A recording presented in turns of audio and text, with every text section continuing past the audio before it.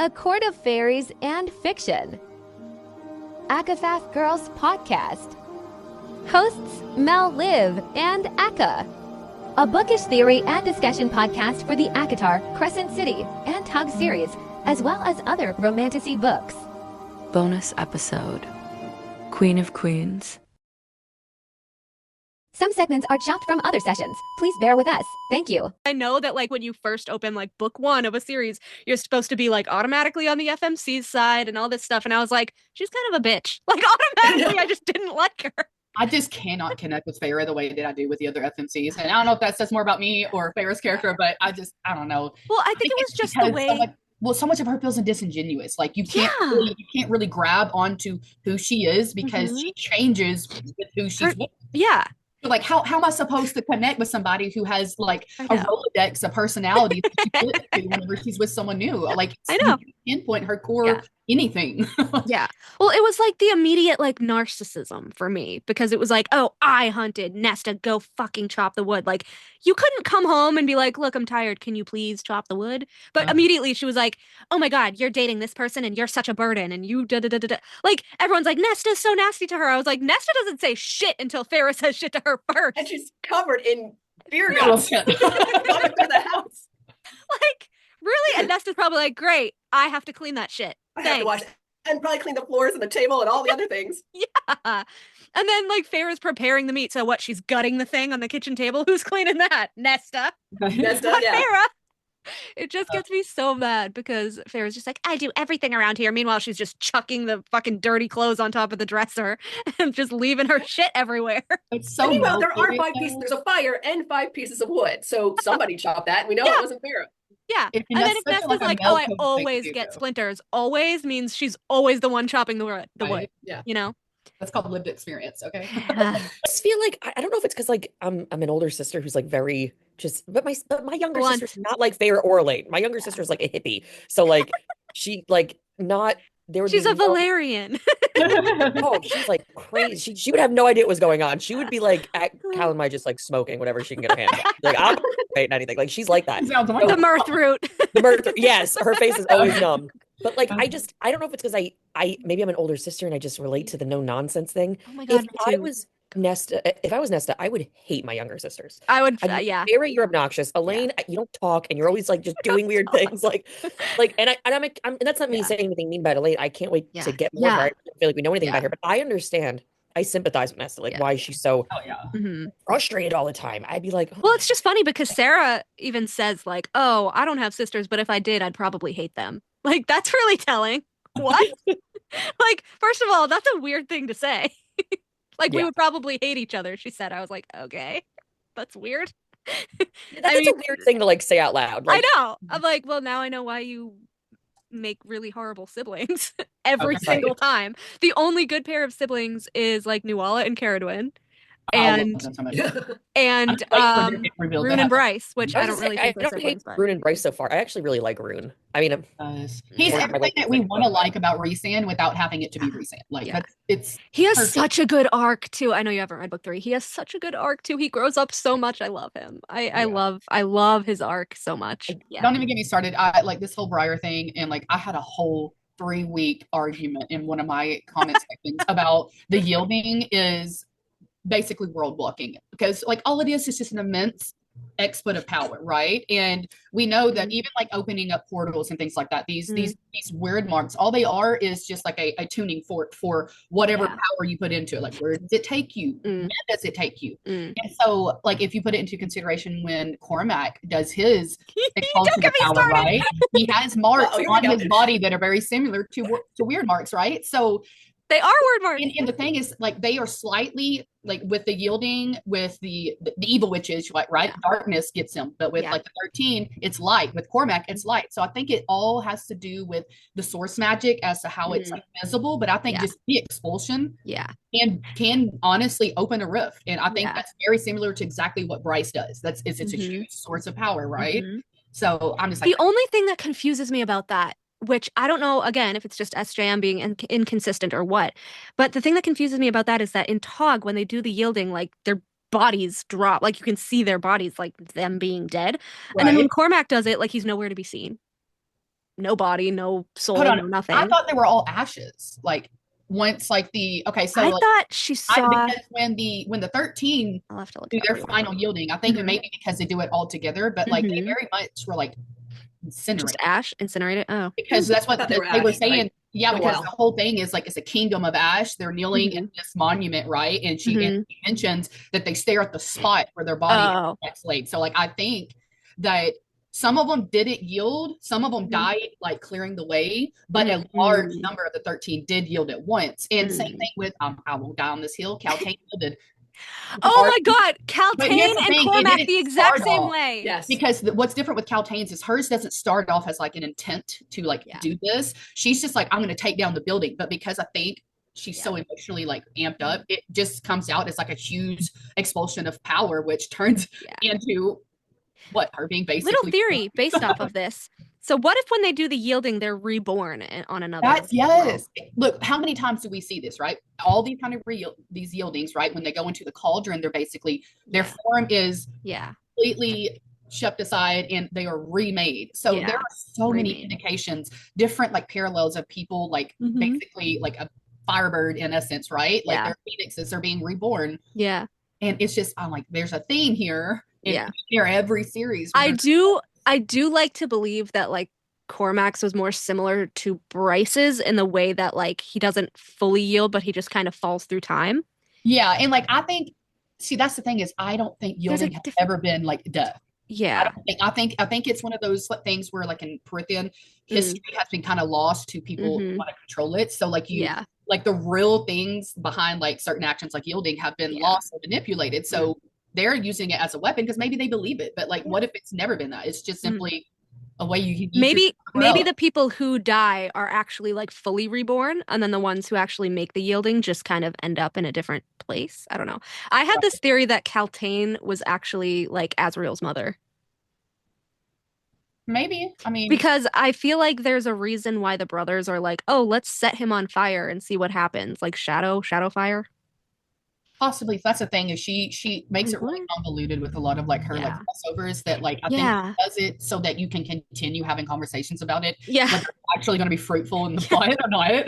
She's like, are you going to actually connect the threads, Sarah? Or are you just going to leave us hanging here? Like, I never thought Caltaine or Cormac was dead. I'm like, it's too weird. Like, there's no bodies, there's no souls. Like, where are they? Sort of like Caltaine blew up, so that would be. Well, technically, so did Cormac, but there was like rippling light like, too. So now, are they blowing up or are they being pulled through like a roof?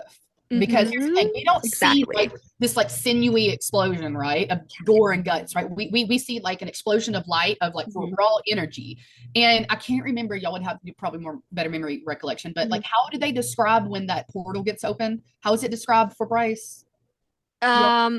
Yeah, I think it's just light and like I think it was like magnetic, like pulling. Right. So because like she was running toward it. It's like a bright and then like a sticky web. That's what she said. So it was like a sticky web. Yes. So the essence is the same. I think the only shift difference is the magic that like causes it. Yes. So maybe like there's a slight variation in visuals. Yes. I think the essence of it being like a rift opening, them getting sucked through and then it slamming shut all raw energy. And I think depending on whether it's like a portal or a rift, I think that the time difference is different. And also, as you said, the way that they open it. So like Bryce would have opened it. Magic, like their raw energy, like how strong the magic is. Someone like Bryce, if she got amped up by enough power from an external source, she probably would be limitless. Yeah. But someone maybe like Feyre, if she learned how to do it. Because I think portal jumping is I think it's winnowing, and I think it's winnowing with like an extra step. I think winnowing to me feels it's like world blocking, but in a different way. Yeah, because winnowing feels like like you're folding the paper, just jumping from point A to point B on the same plane. Yeah, but then I feel like people who know how to winnow already in the story are going to be the ones who learn how to world walk first. Yeah, I feel like maybe they've already got a foot in like the training of it. Well, see, this is why I have the Cormac and Nesta theory, because Nesta has mentioned 3 times now, I don't know how to winnow, but I've never tried. No one's ever taught me. She's got to. First of all, no one's ever taught you. Of course they didn't, because the whole inner circle fucking hates you. Okay. We already have established that. In the house if you knew how to do that. Yeah. Ever since she summoned that mask out of the room, they're terrified to teach her another damn thing. Like they don't want her to know nothing but how to breathe and eat and sit in the corner. They're terrified. Like, But I'm like, so Cormac was the only one in Crescent City at all who could winnow. He taught Bryce. So I'm like, if he is in Prithian, I want him to teach Nesta so much. And these people are going to be so mad because they're going to be like, don't teach her another thing. And she's going to be like, I have the right to learn my magic, bitch. Like, and he's going to be like, she has the right to learn her magic. And honestly, I would kind of actually love like a not a blood duel, but like a brawl between him and Cassie. And that would be like my little fantasy over Nesta. I'm convinced that like this parallel of Bryce coming to Nesta to help, and Nesta now is left in this position where she needs to figure something out. I can't help but feel like Nesta is about to take a journey and go into those caves that Bryce went into, which is, basically the extension of the Dusk Court that's already. Yeah, where's Celine's sarcophagus? Exactly. Where is she? So I have this feeling where we're about to see where Nesta is going to be a part of the next crossover, like whatever series. Because we saw Peleus is in Crescent City. We saw Elena's in Tog. There's no sarcophagus in whatever. I actually kind of think it's at the bottom of the library. I think that's what Bryaxis was. That or in that one mountain, the third mountain that hasn't been explored now, because I don't know, we find stuff in the other two. That's not suspicious. Let's just stop. Ramiel.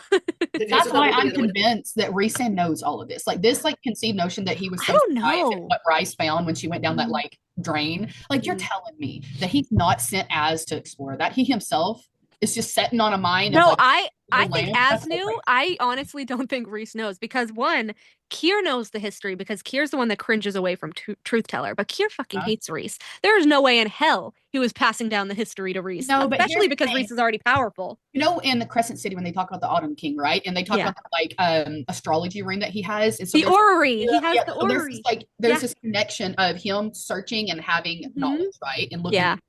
Isn't there a room like that? Rhys has one, yes. So there is this clear indication that Rhys is a lot like the Autumn King in this like control and knowledge that and then like we had that whole thing where they're looking at the scene with Nesta in the bog and he's talking about his education being extensive, right? For instances like this.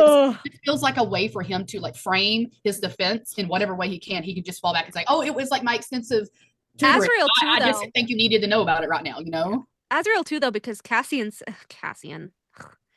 when he's like looking at the orrery or whatever, and he's like, oh, and Rhys and all of these studies about planets and planes, and he goes, it was boring, but Azriel was interested, of course. There's this, I don't know what it's called. There's this trope that happens in fantasy books where there's like the dumb guy who is like, he's like the himbo, right? He's the big creator. He's super reliable in that sense, but he's not super smart. Yeah. But there's always this like trope where they're the ones who find out this like big secret and no one trusts them because like, who is it coming from? I have this feeling that some big like secret's going to be coming out about I do. I think it's going to get him killed. That's it. And no one's going to. Cassian's a goner. Yeah. He's a goner. Yeah. It's going to kill him. Sure. It's going to kill him. I can't shake that there has to be some kind of upheaval within the inner court because there's not anything significant because Nesta's not really an inner court member. Member. So like that rift between her and Rhysand really is not like it's a hit like it's supposed to. It has to be someone who is loyal to him, right? I do wonder if technically Azriel will be the big betrayal because if you think about it, like him and Nesta, obviously with Bryce, were the ones that saw the hologram and all of this. But even all the way near the end of the book where the bonus chapter lands, it's like Rhys has no idea that Bryce is related to him through Celine or whoever. Like, so this kind of goes without saying that Azriel didn't tell him anything that they found. I think Azriel's the true heir. Ooh.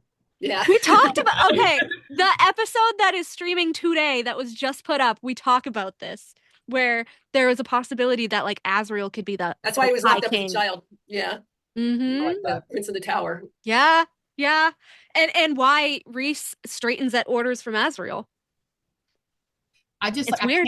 I can't help but like get this feeling that like Azriel is onto something because there's this like very clear like insinuation that started, especially with like Rhysand. I feel like he doesn't realize how close Azriel and Nesta have gotten, and it makes me question what is the purpose of very much like heavily focusing on their closeness now. So like we know that Az and Rhys have been having issues because of the Lane situation. We know that Nesta and Rhys have an established issue. So now when you're putting a friendship that's very close, very soon. Well, also because of the Illyrian descent. What does it mean though? Are they going to be together on some like issue where they agree against Rhysand and it starts? I personally, which I would love SJM to write it this way. I don't know if she will, but I personally kind of believe that Azriel will defect to Dusk when Nesta takes over Dusk. I think so too. I think he will be her right-hand man, like her second. And it may even like kind of originate as this like, oh, I'm going there to help them get situated or help them continue to train, but he never kind of comes back. Kind of like with like Bassian and all, or Vass and Cat, or Vassa and freaking Jury and Jury. Yeah, and Lucy and all them over there in the human lands, you know, their little like apartment together. So like it feels definitely purposeful that she's showing us this like newfound connection, because it's the thing, as is like doted as this character you don't inherently distrust, right? Like his spy status gives him this like this era of believability. And so like when you see him trusting and making meaningful connection with a character like Nesta, who we're supposed to dislike, right? Or generally that's the fandom's, you know, feelings of it. Like it makes you question, okay, why is she using Azriel to like give Nesta credibility on this? And even in Silver Flames, when they have that moment at the dining table, I think it's in the House of Wind, and they're just looking at each other. And there's a line about how they both had like this very innate understanding of one another. And I was like, oh, I love this. And I was like, are they going to be best friendship? Cassie and Faye kind of had that too, where they had like this innate, like easy relationship where they just like non-verbally can just communicate. Yeah. And I feel like that's just funny because it's like the hardened ones that everyone is kind of uneasy around, and then it's like the naive ones that are just fun, and but you know, it's just crazy. But yeah, I don't know.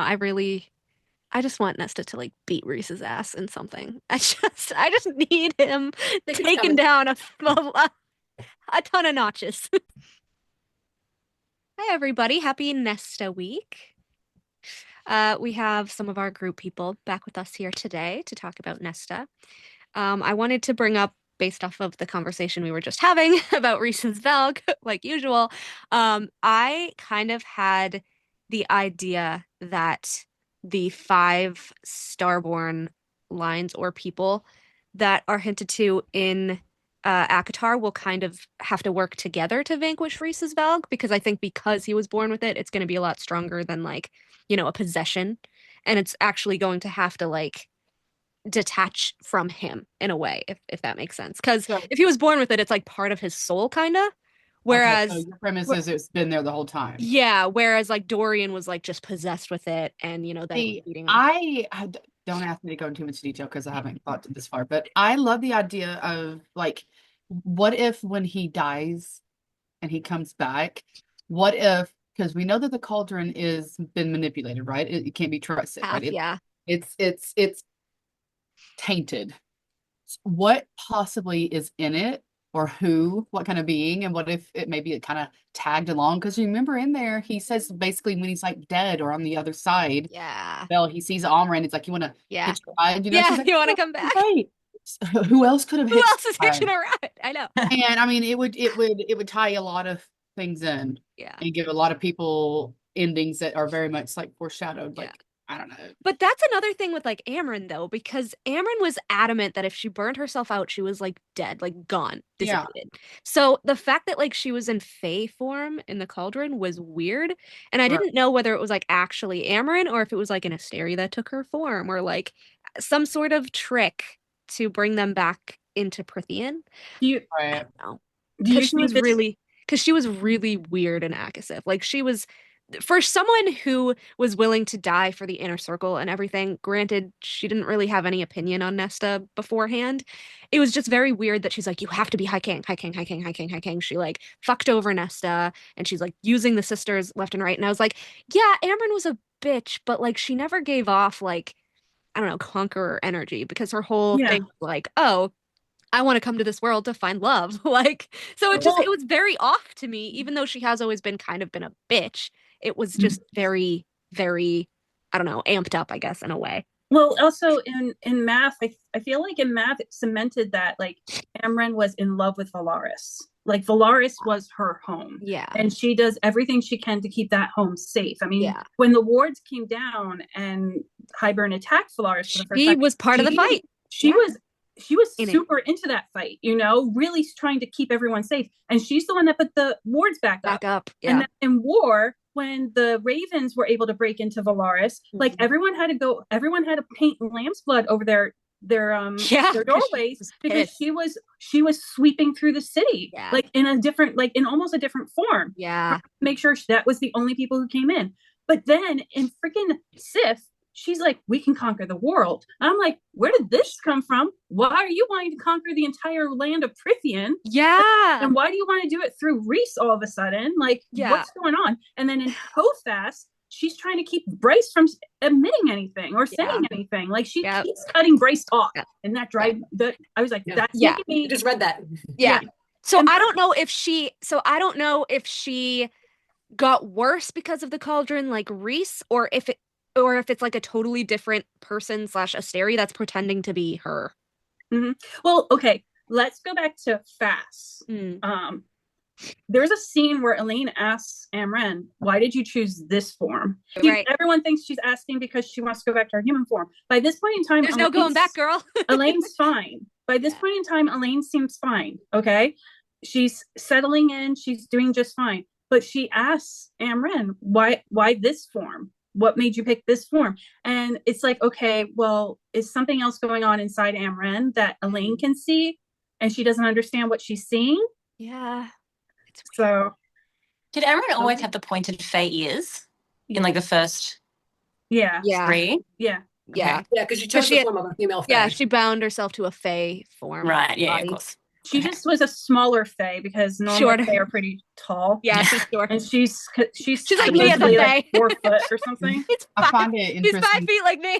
I'm Amren's height. I find it interesting that Rhysand compares her to a dragon when she like covets all these stones to get there, right? Fire Drake. They describe the city of Valaris as a city of starlight, and if anyone is used to Tolkien in the Hobbit, when they're in the mountain, they're some of the gems of pure starlight. So that's how some magic or some like magical looking stones are described.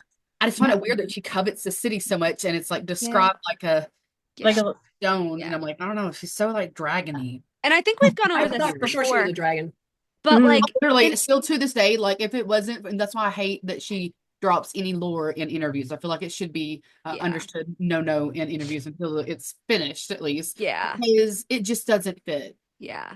Angel doesn't fit. Dragon, I'd have been like, oh yeah, absolutely. That is a mini dragon. To be fair, I think she during that interview, I think it was pre Akawar, and then that interview was in the end of Akawar.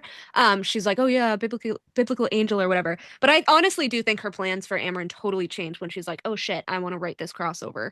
Yeah, and Amren has to be this now. See, I always thought Amren was like a Lucifer figure, not the literal Lucifer, but a Lucifer figure, a fallen angel, but like a bad fallen angel. Yeah.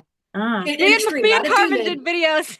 And I one of my favorite movies is The Prince of Egypt, and one of my favorite scenes is when that last plague is coming through and taking the lives of the firstborn sons of Egypt, and it's just this mist. It's a black. That's what I've always pictured Amren to be, is like this sentient mist like floating through the city, angel of death, literally. Like Lanthus, the angel of death. Well, that's what I've always thought of her as. I think Lanthus is probably her sibling. Here's what I think. Anyone else get so tired of there being death-related like creatures in this multiverse? Like, if one more character has any power of death in their title, I'm going to start fighting a book because they're death gods. They're all death gods. Yeah, everybody can kill. Okay, like literally, we're all death. Like, it gets so repetitive, and you see how quickly someone's being like taken out by it. It's like, okay, so how? Like, I'm no longer thinking that this is the most powerful thing, you know? Like, it just gets so tiresome. Yeah. And I'm starting to be like, okay, it's the same thing. It's the same thing. It's really not that dangerous. Yes, people ask me why the women why the women lose their power. I'm like, because they're so overpowered. There's no more story. They got to get their power taken away. Otherwise, we're done.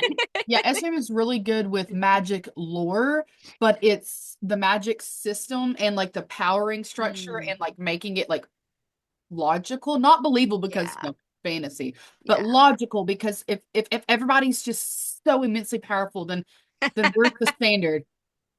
Don't get Teresa going. And there's no price. This magic has no price. I have a meta on Tumblr about power imbalances. Yeah, it's just and why I get bothered by it. So I guess no one can be good at everything. So I'd rather read a good magic lore and just deal with like some magical power inconsistencies. Because the other, when it's just like, I don't know, magic was always here at the end. I mean, it kind of sucks, you know? So then I have a question about Nesta for you guys. So So it's weird that she, brings Farah and Nyx back to life, right? And she gets that bargain on her back again with the cauldron, which basically is to take her powers away at a later date because the mother prevents them from leaving, right? And she has them in Hofas.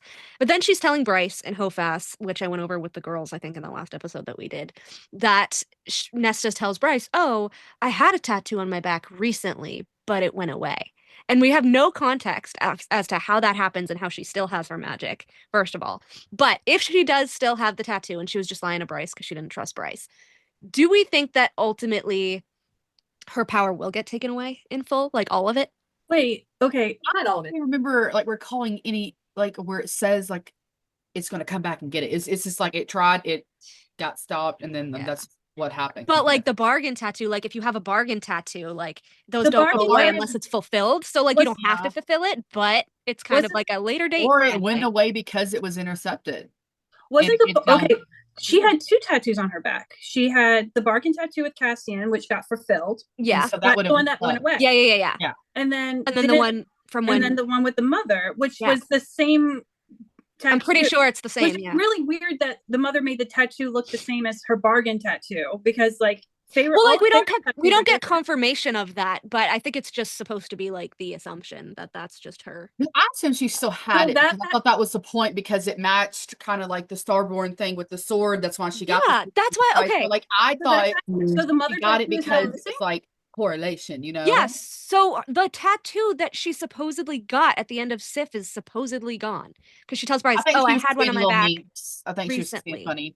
And it Nesta, disappeared. Yeah, so I was like, but doesn't Bryce tell her go find out why you have a 8-pointed star? Yeah, you told me you had the 8-pointed star tattoo. Yeah, I think it's just like a Nesta trying to be like coy about it. Either that or it's like a S-Jam typo where she's like, "Oh, I'm gonna just tell her that it disappeared," because she was probably thinking of the bargain one with Cassian, and then fucking forgot that she put another one on her at the end of Sif. I have no idea, but I'm like, you can't because it's already solidified in the world building that the only way a bargain tattoo disappears is if it's fulfilled. So if she had that tattoo from the mother and it's suddenly gone, then she wouldn't have her powers. That's not exactly true because the bargain tattoo got destroyed by Highburn. But that's with the cauldron. I don't think they brought out the cauldron again to help Nesta. Another way that it can't go away without being fulfilled. So it makes you wonder if the cauldron is simply just a channeling of like immense power to a certain scale that breaks through this threshold. I mean, Nesta does have cauldron magic, so it makes you wonder: can someone like Bryce channel enough of power and push it towards any kind of magical bond, no matter what it is, bonds from mates to bargains? Could she break it as well? Because it seems it's just simply a requirement of power over. Necessarily the sword, So I'm wondering if can break all kinds of bonds. So so I mean, I think bargains. I can't help but I don't think they're going to bring the cauldron, the physical cauldron, back till probably the like very end tie-in book. But I do feel like cauldron-made items and people are going to be used to unmake a lot of things because I feel like that's their next. Because that's got to be their next big discovery, right? It's like who can do what. At some point, if this is the trajectory that this is going, we at some point have to start laying groundworks for these individual characters and what their powers are. You would think, but we still don't even know what Tamlin can fucking do. Well, that's the thing. We're going to need to learn who is Starborn. What does that mean? We're going to need to learn people who don't know how to winnow are going to start to learn how to do that. How can we figure out who can learn to world walk? How do we figure out that anybody can do that? So there's a lot that we've got to get through. So it's telling me that I feel like we're going to have a lot of fast paced, kind of like probably CC3. Yeah. A lot of people aren't going to like that because that was a big issue it was too fast. And I loved it. And people don't analyze, so they don't even think about it. I read like I talk. So I'm like, I want it fast paced. I want to like breathe and then go into it. Yeah. But that's why people don't like this, but that's why I didn't mind the whole hologram monologue thing. I'm like, good, lay it out. Just fucking tell me everything. Oh my god, just fucking tell me everything that I need to know in one fucking place instead of doling it out for dramatic fucking effect. Just that was a whole nother book that her publisher made her put in there. Sometimes it's got to happen because. Here's the thing: if you don't have an info dump, that means that you're gonna have like these really long, drawn out, like chapters. And for me, it feels like story for chapters. Well, it's like it's long chapters. You know what I mean? It's sprinkled. it's like, it's not that it's not important, but it feels like fluff. It feels like filler work, and not that filler work isn't integral to it. No, it's just so much exposition. It's like drinking from a fire hose. I love direct authors. I'm like breaking it down right now. Yeah. No, but like I said, I just like it because it's laying out all the information that I absolutely need to know in one place, so I don't have to go searching for it and deep diving for it, especially for these people that don't analyze the book. It should have been a novella. It should have come in between. It should have been a whole. We should have been looking at it from their POV. Whatever. But I don't really digesting that information. It's so much. But is this not at this point like expositions like that? Is this not like an established trope in the fantasy? Yeah, like there's a lot gonna be exposition. I feel like that much. Not a character telling an entire separate story. But I also think that was kind of a sacrifice he made for the pace of this book, because it almost feels real, because isn't it like a few day span that CC3 happens? Mm-hmm. So if this is going really fast, I mean, so this is like a 5-minute hologram. Don't have a lot of room to slow the dialogue down and really like have this sit down. We're like, okay, we need to figure out. And they had to be standing in like the same place to listen to this hologram. All that information in a slower paced book could happen over months' time, where you can trickle it out. Where you're like, oh, yes, exactly. But when it's fast paced like that, I'm like, how else do you do that other than someone like, it's a storyteller, storyteller, yeah. I mean, I'll never accept it. I know she's a big time best-selling author, but I won't accept it. No, I think we're gonna have a lot of that to come, honestly, because she did it with Throwing a Glass too, with Elena and all of the with Elena, Kaylin. So that's like an established thing. And she kind of did it with Feyre and the Surreal. Like he info dumped a little bit there, like, but that was like a couple paragraphs. Sometimes you got to get the story moving. It is fantasy fiction, but that was a whole other story with different characters. Okay, but the fact that the biggest exposition we got was just the Surreal and like the base in ACOTAR was annoying. I'm like, give me a whole fucking story from somebody. Hell, Papa Archeron could have told us a fucking story. I'm gonna be honest, the biggest exposition we got was the one that Rhysand gave in chapter 54 back in. That was that one you're supposed to go back and compare the facts with, because that one is I'm just saying that was the longest scene of my life. Alice. Yeah. Alice goes in and dumps a bunch of exposition. Lucian, when he goes in the cell, does a whole exposition on the fight between Amarantha and Jorian. I'm like, why are you telling her about Tamlin? Because I think that's really what she cares about right now. Like, yeah, but like Math has a lot of info dumps. Like we have an entire info dump over like how Cassian, Azrael, and Rhys got to meet each other. I like info dump. I do. I'm okay with an info dump in a couple of paragraphs, not in a couple of chapters. Okay, but like what you said about wanting to have that stuff put into a novella, like it would not work. It has to be in that, because Bryce has to walk. I know, Bryce has to have her journey with Azrael and we have to see Nesta's powers at work in terms of the Starborn. We had to see her open the chamber, see all of the planets, like you know. In this process of them walking through the tunnels, Bryce sees Nesta use a dread trove that she's never seen before, and her back, I feel like, reached out to it. I think and like she knew that thing was what was on her back. Nesta could wield her. I think, listen, you know how Nesta can make things. She made her trove. I'll die fighting on this hill until the last book, Prince. She is going to somehow pull the horn off of Bryce. And I think she's going to it's going to be like molten in her hands. I think she's going to reshape it. I think she is going to be able to like remake the horn off of whatever is in her skin. And because they're just building her up to be able to do these things, we know she retained power. She still has a connection to the mother. She made those weird little bracelets. She made the whole freaking trove of her own thing. I actually think that whole mate bond scene between her and Cassian was actually making Cassian part of her trove. Something. Okay. I do like that. You can't be connected to Nesta in that way without being touched by the cauldron. I think because Amryn even says, like, be careful when you're fucking her. You never know what she'll literally make you into. That more than once, where she's like, make you into. She's like, I wouldn't even eat toast made by Nesta. Okay, for real though. Okay, but what would it mean if Nesta did make a mate offering and give to him? What could that mean? What would she imbue with that? And what would it mean if he ingested it? Would he receive some kind of mark? But but her power was flowing into him the same way that it did with the blades. So what has she made him into technically? Well, do we Yes, also general, see basically. we also That's going to die in the next book. I know. we see But that I also think happen that's with the Hunt issue. and I don't Bright, think it's going to say where that. their Yeah. magic like intertwined Yes. at one Yeah. point. But I was like, I don't. What is going to come It's a from that? Starborn thing, But though. then, right? like, Hunt ended up having like some Starborn magic that he could transfer back to Bryce to reactivate her or something like that. Right. He was able to.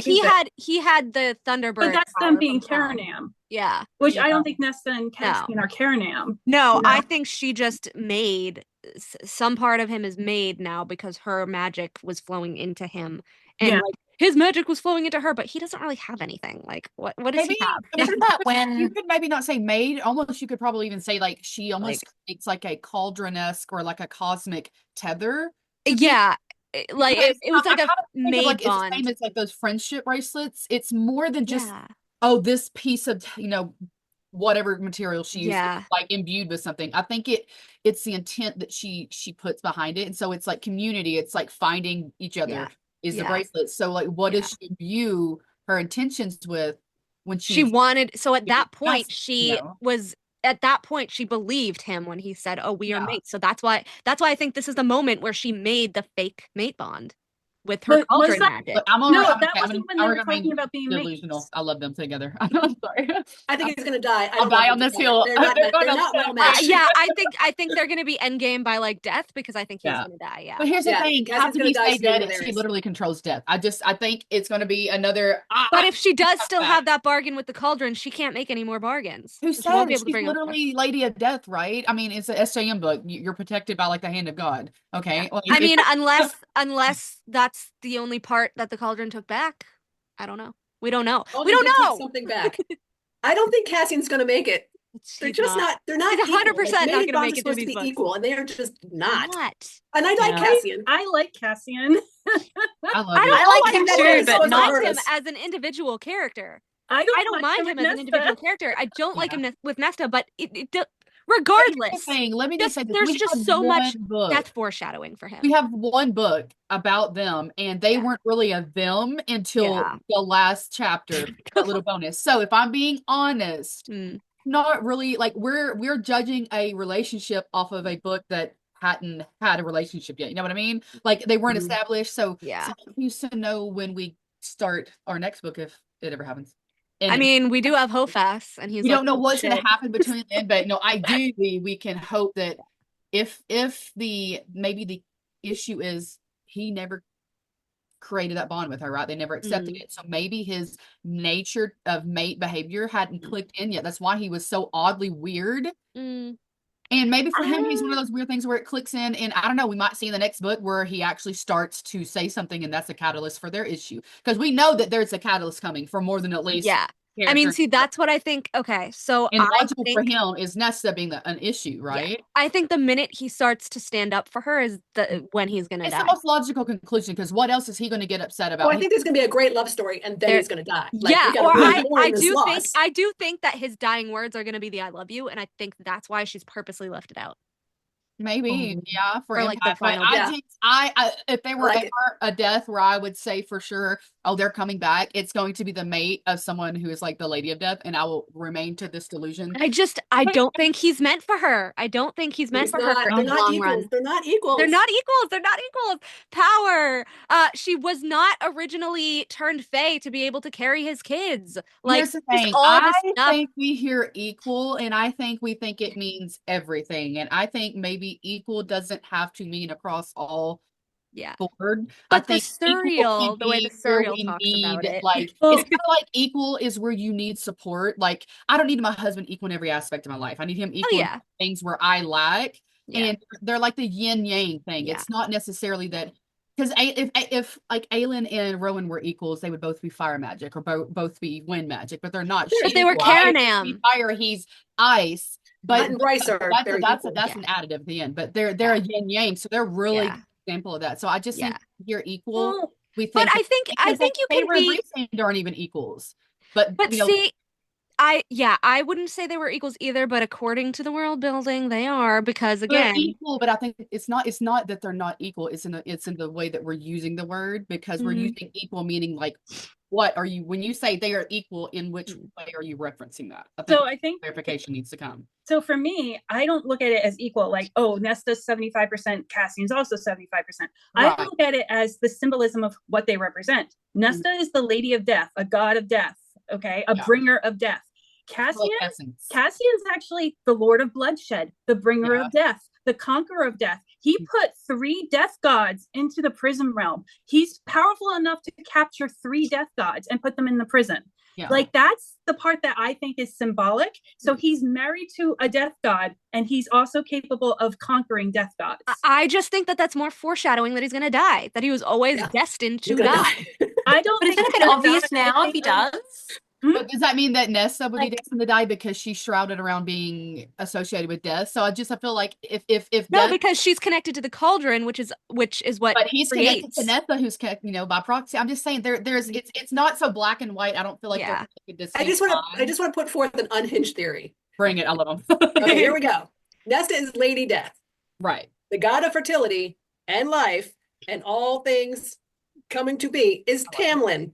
Tamlin's main thing is that he's a warrior. Everybody keeps thinking he's Roses. That was his mom's garden. He's a warrior. She's a warrior. Oh no! They actually are so well matched.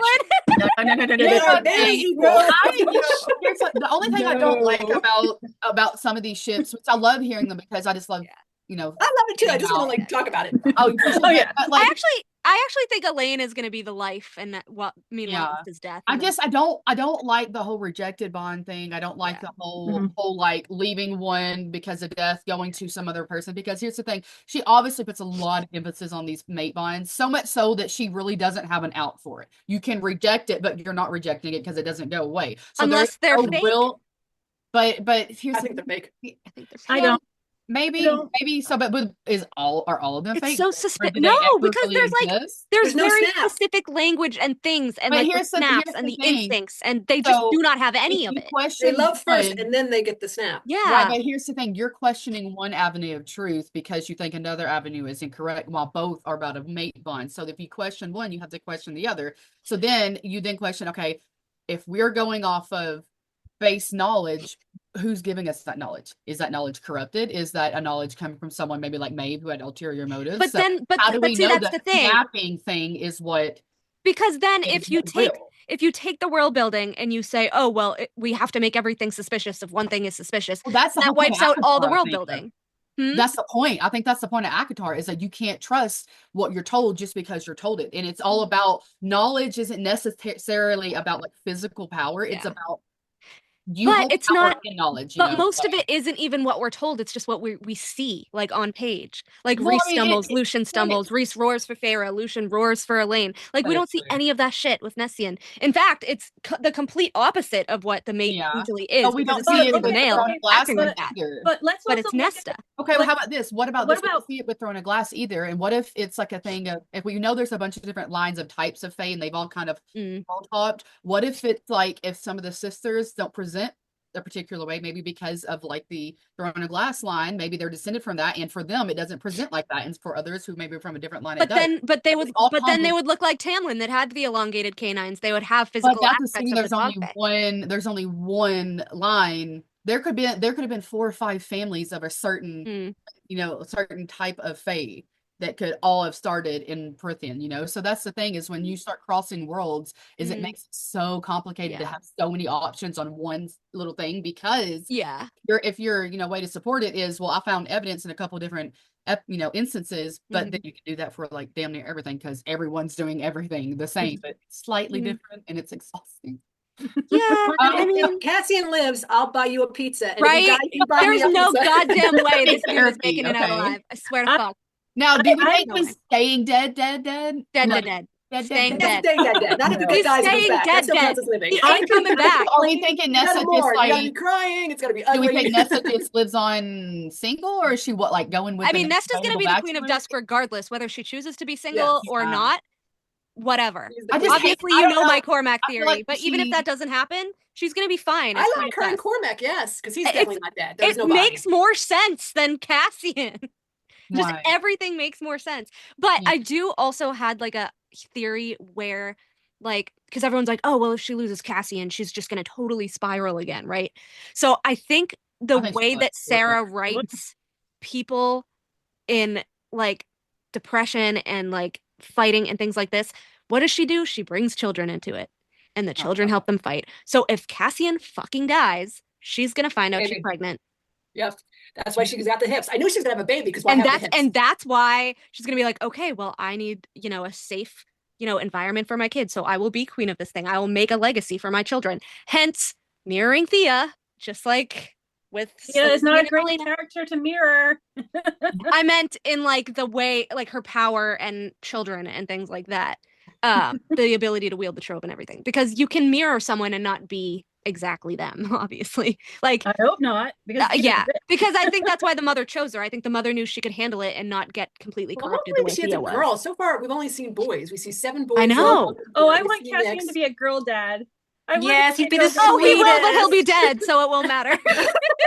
No. He'll never meet them. So he has to bear those female children. I wanted to have this one line that I have in a headcanon where he tells someone, my daughter can kick your ass wearing a tutu. I know, right?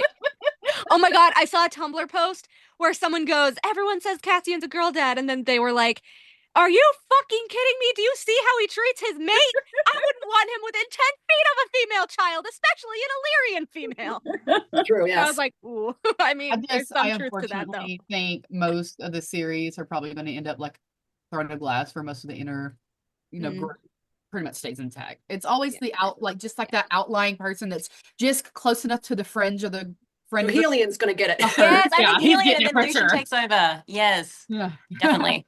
I think it's the people that end in IAN. I think it's gonna be, or ION. I think it's gonna be Helian, Cassian, Jurian that are gonna die. I think Jurian's gonna get a story because Jurian is a bad dude. As I've gone through his story, I'm like, oh, he's very sus. I can't really I don't trust say him. I don't trust Miriam and Draken either. I don't trust. I don't trust them at all. I don't trust because what was that? I think Lucian's over there spying on him. Why are we not talking about it? I don't like that. Draken just happened to be able to use a trove item to bring her back to life. And then recently mentions that no one else just wants to, maybe check. I actually think that it was more. I think more helped them, and I think she knew about the Starborn shit. I think that's how she knew where to put the harp back.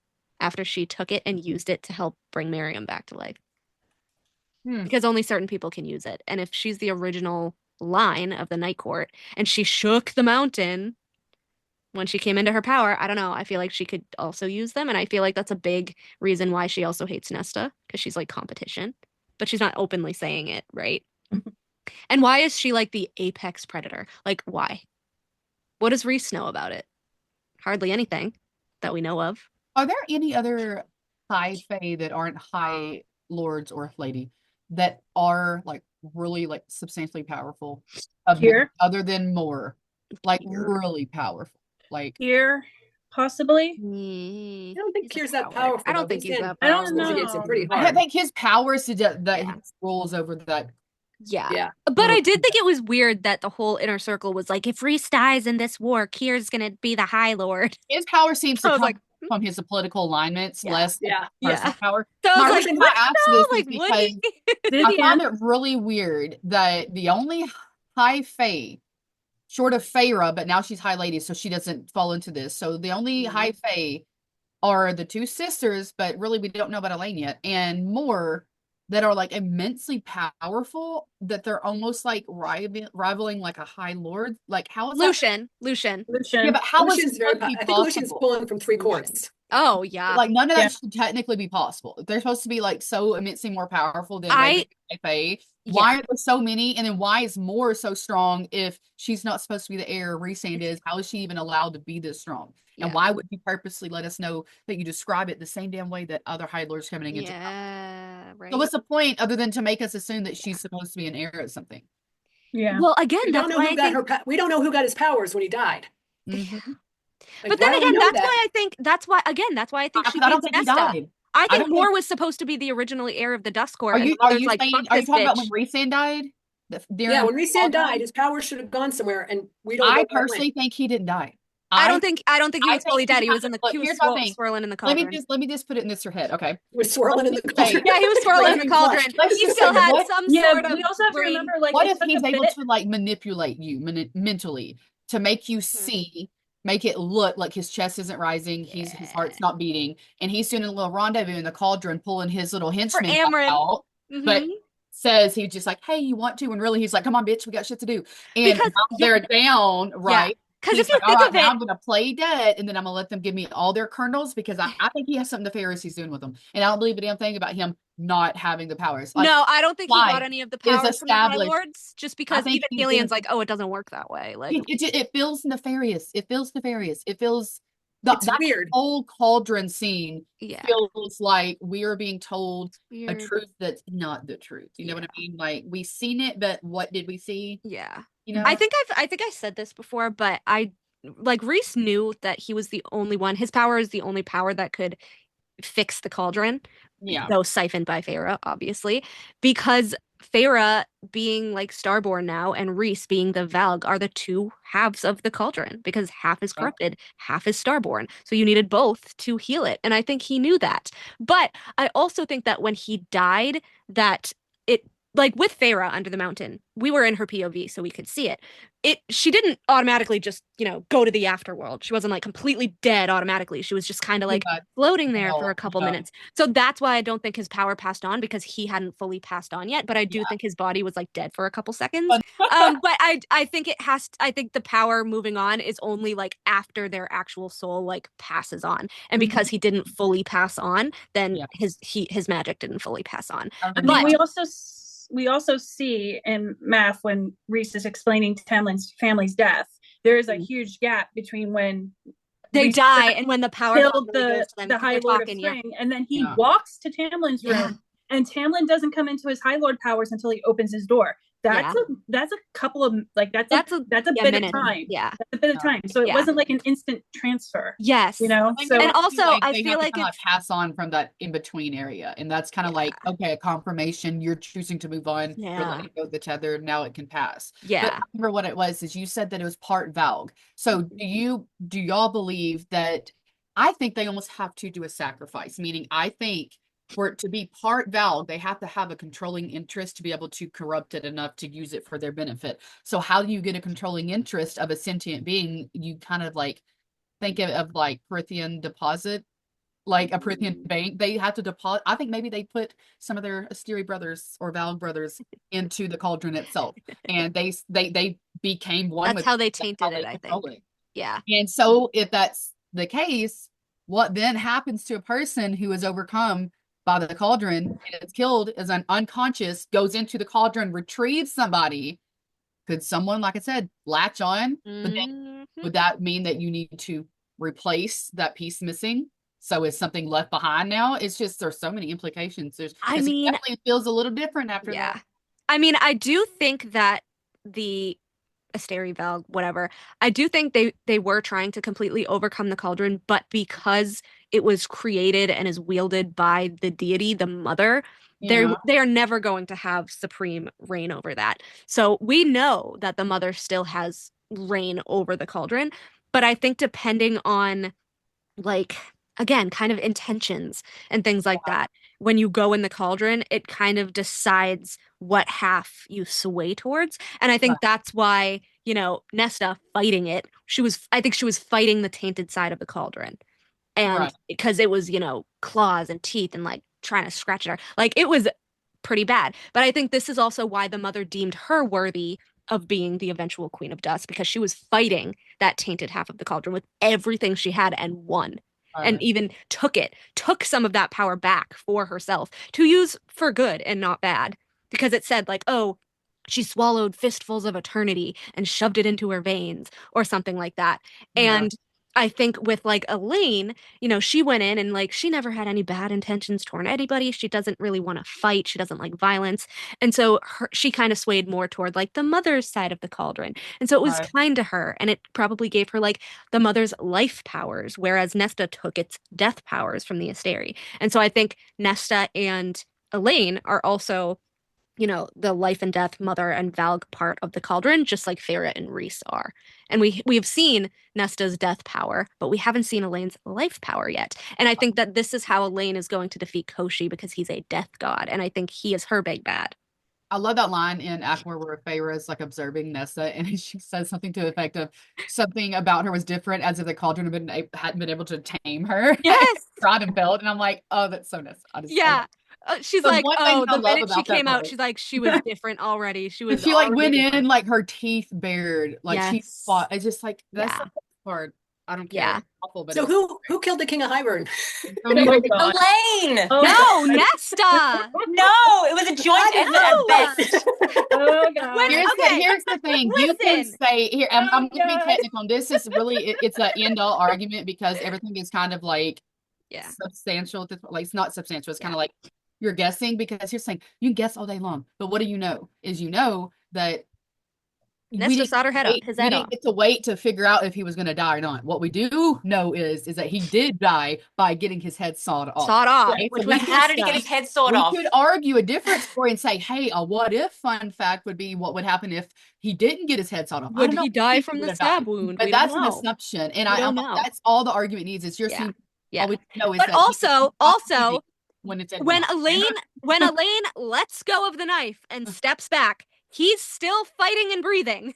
Therefore, Elaine did not kill him. Nesta did. Think he is. I think he is. No, he's on his knees, scratching at the blade in his neck. But he's choking on his blood. It says he's choking on his blood. If he's choking, he's alive. But did he die?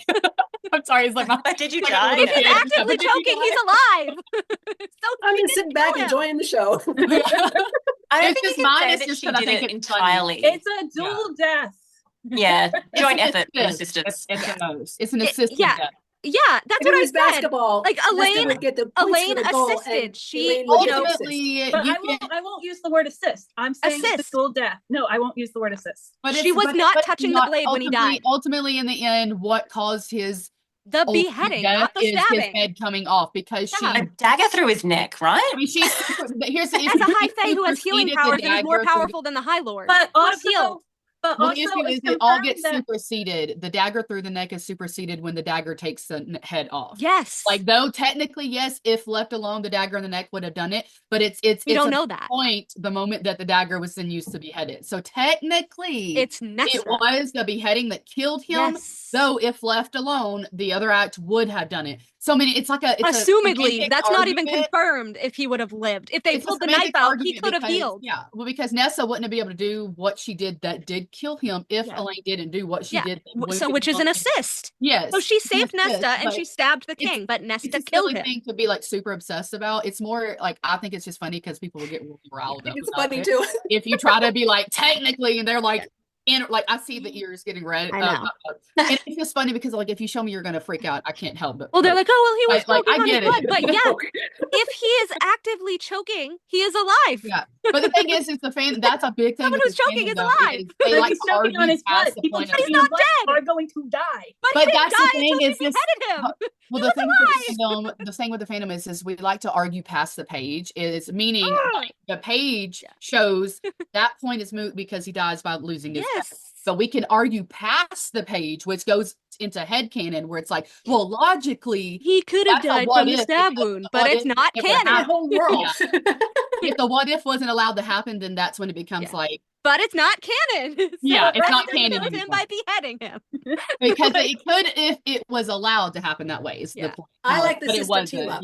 Women working together. Yeah. It's a dual death. It's a death. They both in Akasav, when Nesta keeps saying, when it's like, oh, you slew the king of Hybern, and she's like, yeah, I did. And I'm like, no, she did, though. She beheaded him. That's what killed him. Still should not be not giving Elaine any assist. Here's the thing. If you're playing basketball and someone passes you the ball and then you put the ball in the net, are you going to say, you made that dunk, or are you going to say, I made the dunk? No, we made that dunk. If someone passes you the puck and someone makes the goal, you didn't make the goal. The dunk was made by the person who put the... Yeah. it through the net. The person who beheaded him killed him. What I'm saying is the instantaneous death occurred as the knife went, the head was detached. Okay. Yes. But the other death, would it have on its own went there? That no one's arguing. Could have, but not canon. Well, no, it's not that it could have. It would have. He was dying, but not dead. So dying in active death is not death and is not like cause. And I know it's so silly that it's semantics, but like when it gets to the point where people get really upset about it, I'm like, it's look, so ridiculous. Fun, but like now it's just like if he's choking and breathing, he's still fucking alive. I've had people literally instant message me because I made this argument saying me too active dying and death are not the same, and they were like, you just want to take Nesta everything. I was like, bro, Facebook page. Okay, and it's a semantics argument and it seems silly and it really is so dumb. But he was not dead until the head was off. Period.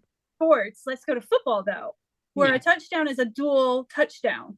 Touchdown would be the person who has the ball and goes into the end zone. Yeah. You make the touchdown. The quarterback does get credit for touchdowns too. But the quarterback is an assist, though. I mean, they assist in the touchdown, but they're not like well enough to. No, it's an assist. This would be on me. This sports it's stuff. an argument of cause and effect. No, it's what a caused the play death of because Highburn? The quarterback has the ball and has to make sure it gets to the person who can run the ball. It's a dual play. Elaine had the knife that can kill the freaking Highburn. Yes, but still, the person who has the ball and brings it to the end zone is the one credited with the touchdown. Okay, well, it's an argument of cause and effect and end result. Cause and effect is yes, one had to happen before the other. You got to give them the ball to put the ball in the end zone. You got to give them the knife through the throat to incapacitate them along. Teresa, do you credit Farah with freeing the other 6 courts, or do you credit Tamlin? No, I do not. I do not. Thank you.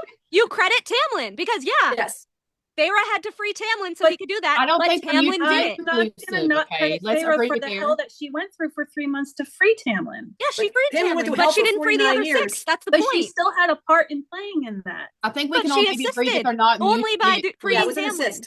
She did not free the other courts. Was so easily able to kill Amarantha because he happened to get his powers back when he pressed the courts. She got the assist compared to putting a friggin' knife through a single person. No, it's the exact same thing. It's an assist. No, but it's not the action. Well, I think Farah did not kill Amarantha. She freed Tamlin. Tamlin when he was at the spring court, they would have had to come up with a plan in order to get to Amarantha for him to kill Amarantha. Yeah.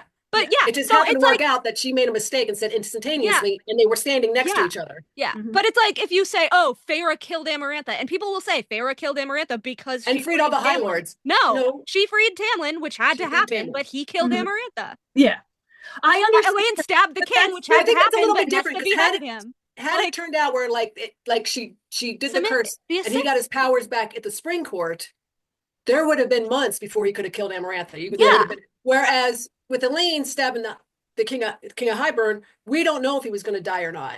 Yeah, no. Exactly. Okay, it's an argument of cause and effect, and an argument of actual canon outcome. Because look, they're both. It's not mutually exclusive. Yeah, you had to have Elaine putting it through his neck, just like you had to have Farah freeing Tamlin. So and while everyone gets credit, it's by it's just the person who does the singular action. Yeah, this is my opinion, obviously. And I don't want to put it on anyone else that this is how I'm speaking, but by isolating or just clarifying or focusing that Nesta's act was the killing blow doesn't mean that like I'm taking away from Nesta's part or Elaine's part of it. It's simply that I feel like because I'm a stickler for canon that though thank you. It was a dual play in the sense that it was a cause and effect. Yes, but the actual death was the beheading. And you're asking me who actually killed. I mean, technically, the death blow is what killed. But if we're talking bigger picture, we would say cause and effect argument is that both of them were integral to it. So I think it's more who's asking the question, how they frame it. Because if it's former, I would say just Nesta. But if it's the latter, I would say Elaine and then Nesta. And another example is like Briar. During the rescue scene, who actually saved Briar? Because Farah and Jurian got her to the cliff, but Azriel and Tamlin saved her, But she couldn't have been saved if Farah and Jurian didn't find her and bring her to the cliff, Dual thing, but technically Tamlin sent them the wind, so Tamlin technically saved her, Does anyone reference or recognize how many instances, not just about so many of the cause and effect how many things. Instances like these certain moments in the book, these scenes where even we're reading the same thing, but somehow in the book itself, they like almost contradict to the point where it's inciting this like Wars, I swear to God, this whole entire book is a play on being demodied. I'm telling you. But see, it's just weird to me. But it's just weird to me that everyone will, you know, think like we do about all the other scenes that are the exact same, but when it comes to the Elaine one, they can't give it to Nesta. And it's because they hate Nesta. I don't think it's about giving it to anybody. I think it's a framing question because people will ask it differently. I've heard people say, who killed? Well, then, you know, if you're just being quick to the point, Nesta. But if you're talking, how did he die? What led to his death? He die? They both Nesta got the death blow because Elaine incapacitated him with the shanking. Incapacitated, yes, that's what she comes out of nowhere and just they're not mutually exclusive, but they hold different weights in like the grand scheme of what happened. Yeah. But I definitely think one never would have happened without the other. Oh yeah. And it's important that we I feel like it's not everyone, but there's a niche group that gets so caught up in like the adrenaline rush of like defending Nesta that like we forget. Even though Nesta did the death blow, she would have never been able to do it without. And I say, like, yes, I fully credit Elaine. She stabbed and incapacitated him. She saved Nesta and Cassian. But then Nesta killed him. So they both had their part to play, but the actual death was the beheading. The argument has to stop at a certain point though, because it's like we both know those points, but it's just when we're like, we hear both sides, and at some point, I just feel like the like super hardcore Elaine stans are just like they're seeing like, oh, she was stabbed, so he would have died. We don't know that. That is not canon. We have no idea if he would have died or if he would have healed. But I have the argument. I mean, I'm not. It's a made weapon, but Elaine wasn't chosen to wield it. It's not even about the made weapon anymore. Okay, anymore. It's not because I bought that one. It's not even about that part. Like that, take that part out of it. Okay.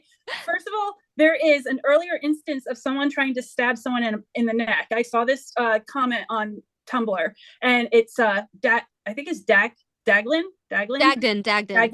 tried to stab Lucian through the neck, and he got out of the way before it happened. And Feyre killed him.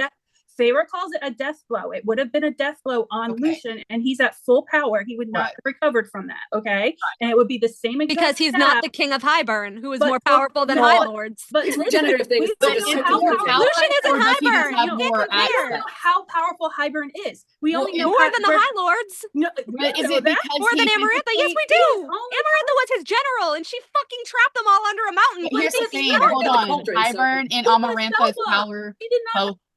None of that would exactly. happen. Both of what their about the power rescue scene? He had amethyst power and galaxies whirling in his hand. He almost killed. But I think that was book related. That was book. He was amping himself up. But I think both of their. We don't know that though. The book was nowhere in that scene. It was his power in his palms. Okay, to bring it back down, he has a spell book. And he's also connected to the cauldron. When Feyre touched the cauldron, he is. When Feyre touched, there's a change in his magic between before Feyre touched the cauldron and after Feyre touched the cauldron. Yeah. Okay, so when Feyre touches the cauldron, that severs his connection to the cauldron. He no longer has cauldron enhanced powers. He doesn't have his spell book with him in that scene where he's fighting Nesta and Cassian. He is alone. He has no power. But he has his Valg powers because we don't know if he's Valg. That's just a theory. Yeah, we don't know if he's Valg. He has it's in the scene. It says he lifts a hand wreathed in dark galaxies. But we don't know if that's Valg. That's a Valg power. If you read Tog, that's a Valg power. Okay, but we're talking canonically confirmed. We can say I believe my canonically confirmed by Tog, which is connected to the Avatar series. But no, that's a connection. That's a parallel drawn. That's not. We're talking when we're doing this analysis. We got to be careful with like. Okay, but then you can't say that it's a spell from the spell book because the spell book isn't in the scene either. Which one? Well, no, I mean. When he's going to kill Nesta and Cassian. You can't say, oh, he was cut off from the cauldron or, oh, it was the spell book because we have no confirmation of that either. Exactly, though. It's both is true. Now we can make like logical assumptions, but I think it's important to preface it and say he could be Valg, so it could be him using these Valg powers. Yeah. We could say he could be done something prior before they showed up with the book, and that was how he was amping himself. I want to just for a second, Teresa, because I see what you're saying. So, but because this is how my brain works, and just I promise I don't mean to be like argumentative. We're like so on the same track, but she's so much better at like how my brain works. Explaining things because I just get so heated. How to have discourse. Your reference is because I want to start on the base foundation where we're in agreement. Your reference is that generally even without a made weapon, a blow to the throat is generally a death blow, right? Yeah. Assisted by anything else that generally will cause death. So that is our foundation. Yeah, because we also know that people in Prithian cannot regenerate like the people in Midgard. Right. Now, here's my distinction, and this is where you may get, because I love a semantics argument. I love the little details. So I totally agree. If we're going into technicalities, we will all agree, I believe on this panel here, is that uninterrupted by Nesta, but left alone, logic dictates that would have occurred. He would have died. However, that still falls into a what if argument. That would have been awesome. So my statement / preface here for you is that the argument here that we're sticking on is that ideally, yes, that would have been what happened, but the canon event is that it got interrupted, so it supersedes and it becomes even no logical.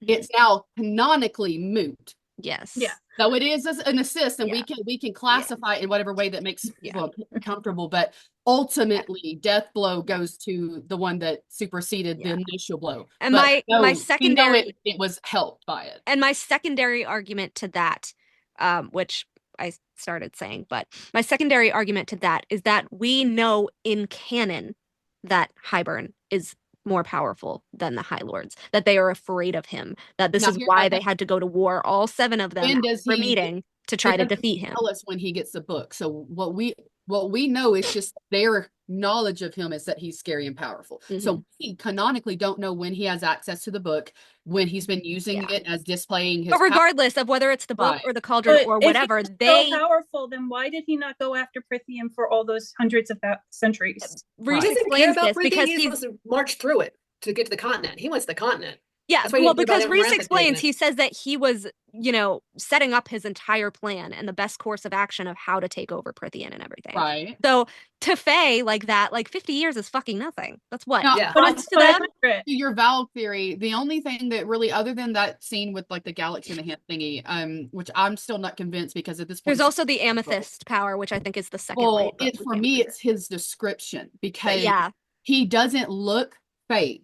The black eyes, the ruddy skin. They say his eyes are black, but in all other ways, he does not appear fake. So I'm assuming that means he has rounded ears. Well, no, they say he has the pointed ears of the high fae. Yeah. So then, they call him a fae king. Well, then, how does he not look fake? Because logically, if you say he doesn't look fake, what is the fake marker? But I think that was just in reference to him not being beautiful. He was more like he's ugly. Yeah, how sad. He was more ugly. Because Fair's so angry. If that's the case, that's very much kind of this indication of how dark powers which is also said about Amarantha, but this is all Feyre's point of view, where she says Amarantha's kind of ugly, and then she sees the King of Hybern, and I think she's more. He looks I think she's looking like. Yeah. Well, they both have dark eyes.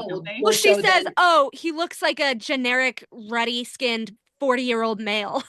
That's what she says. So rough. So I'm they both have black eyes. They know but he does have the black eyes. Yeah, and so does Amarantha. Yeah, so obvious they're so does Rhys when he's mad.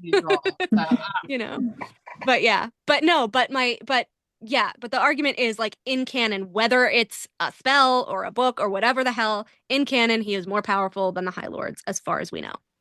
So that's why we don't have any confirmation. Here's the only thing with that is, if it wasn't canonically tied, that his power has always been in reference to him using the book. Because it wasn't always in reference to using the book. They mentioned that Amarantha stole it from him. But only real reference we get before he starts using the book later on as active villain is, he had slaves and then he wanted them and then there was a war. It's very vague. It's very glossed over, but there's no real mention of his power or its scale. Yeah. He has the book and it influences its intensity. Yeah. So, but see, this is weird because, so Amarantha stole his spell book, right? And then I don't think that it. I think he gave it to her. I think he was like, I need clearance through this little shit's court. Was that Jurian or Rhys? I forget who said that she stole it. Jurian or Rhys, one of them. I thought it was Alice. Either one. Alice says it. Oh, maybe Alice. Oh, fucking Alice. Fuck that bitch. I love her. She's so hungry. I hate her. Knowledge. She's a traitor. I think he needed a pathway cleared, and he told her to take care of it. And she had ulterior motives with Tamlin, and so she played that little game underneath the mountain. And he was probably like, "Look, take the book, do what you got to do." as long as it gets me my result. And look, Yeah. I got him the result. Yeah. But Well, really so then the adder, right, comes back, takes Jurian's eyeball, bone, and the spellbook back, right? But we never see that spellbook again because the next time we see him is in the cauldron scene, and he's using the Book of Breathings, or he wants the Book of Breathings that Feyre has. So after the adder takes it, we have no fucking idea where that spellbook goes, if it's ever used again, because it's never referenced again. And that's one of my big things about this fandom, is where the fuck is the spellbook? Does Jurian have it? I thought Hybern was holding it in the throne room when they went to try and destroy the cauldron the first time. I don't think so. I thought he had it in his hand. Should I look it up? You can. I have no idea. I thought it was in his hand. Maybe. I don't know. I thought he was just talking about the Book of Breathings that Feyre had. I think he wanted that, like, because I thought he used that to. I thought he was holding it when he made a spell and then enhanced the spell with the cauldron to break the bargain that Feyre had with Rhys. I remember him doing that. I don't remember the book though, but I thought it was in his hand. I'm trying to think of the only sentence I can ever like remember of that scene is when Elaine looks at Lucien. So I always have to like type that in and then scroll back. Yeah. Met one eye of russet and one of gold. Okay, here it is. All right. Jurian. Oh, that Jurian calls Moore a liar. I loved that so much. Okay. Feyre. Cauldron was absence and presence, darkness, and whatever the darkness had come from, not life, no joy or light or hope. It was the size of a bathtub. Also, it has also crafted like creeping branches covered in thorns. Different. I had never seen something. I like all the AI art of the cauldron. They make it like a witch's cauldron. I'm like, that's not what it looks like at all. Can you read the book? Yeah. Princess of Carrion. There we go. I was the book, and I was the cauldron, and sound and silence. Feyre was doing the spell. Asriel shoved me behind him. Jurian. Okay, yeah, Jurian. Jurian appeared. Okay, I felt his dark power rise and rise as if... Jurian is so turning on the Fae at some point. That's why I think he has the spellbook. That would make sense. Right? And then she's talking about the nasty spells in the Book of Breathings. Come on. Okay.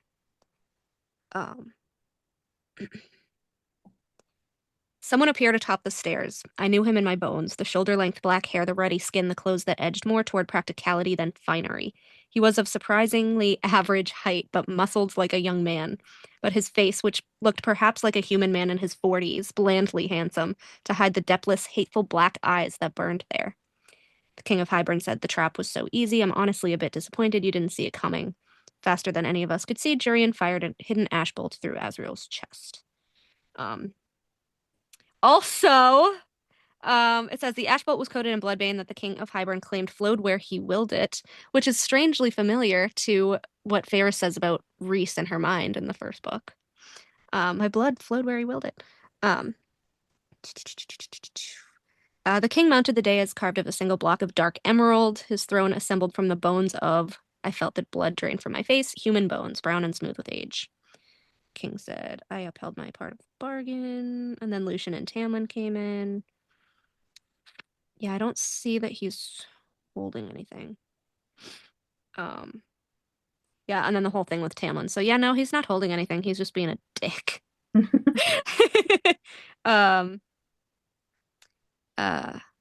king. Yeah, I was of the belief that he's holding it when he uses the spell from the spell book and the cauldron to break the bargain tattoo between Feyre and Rhys, which is further back.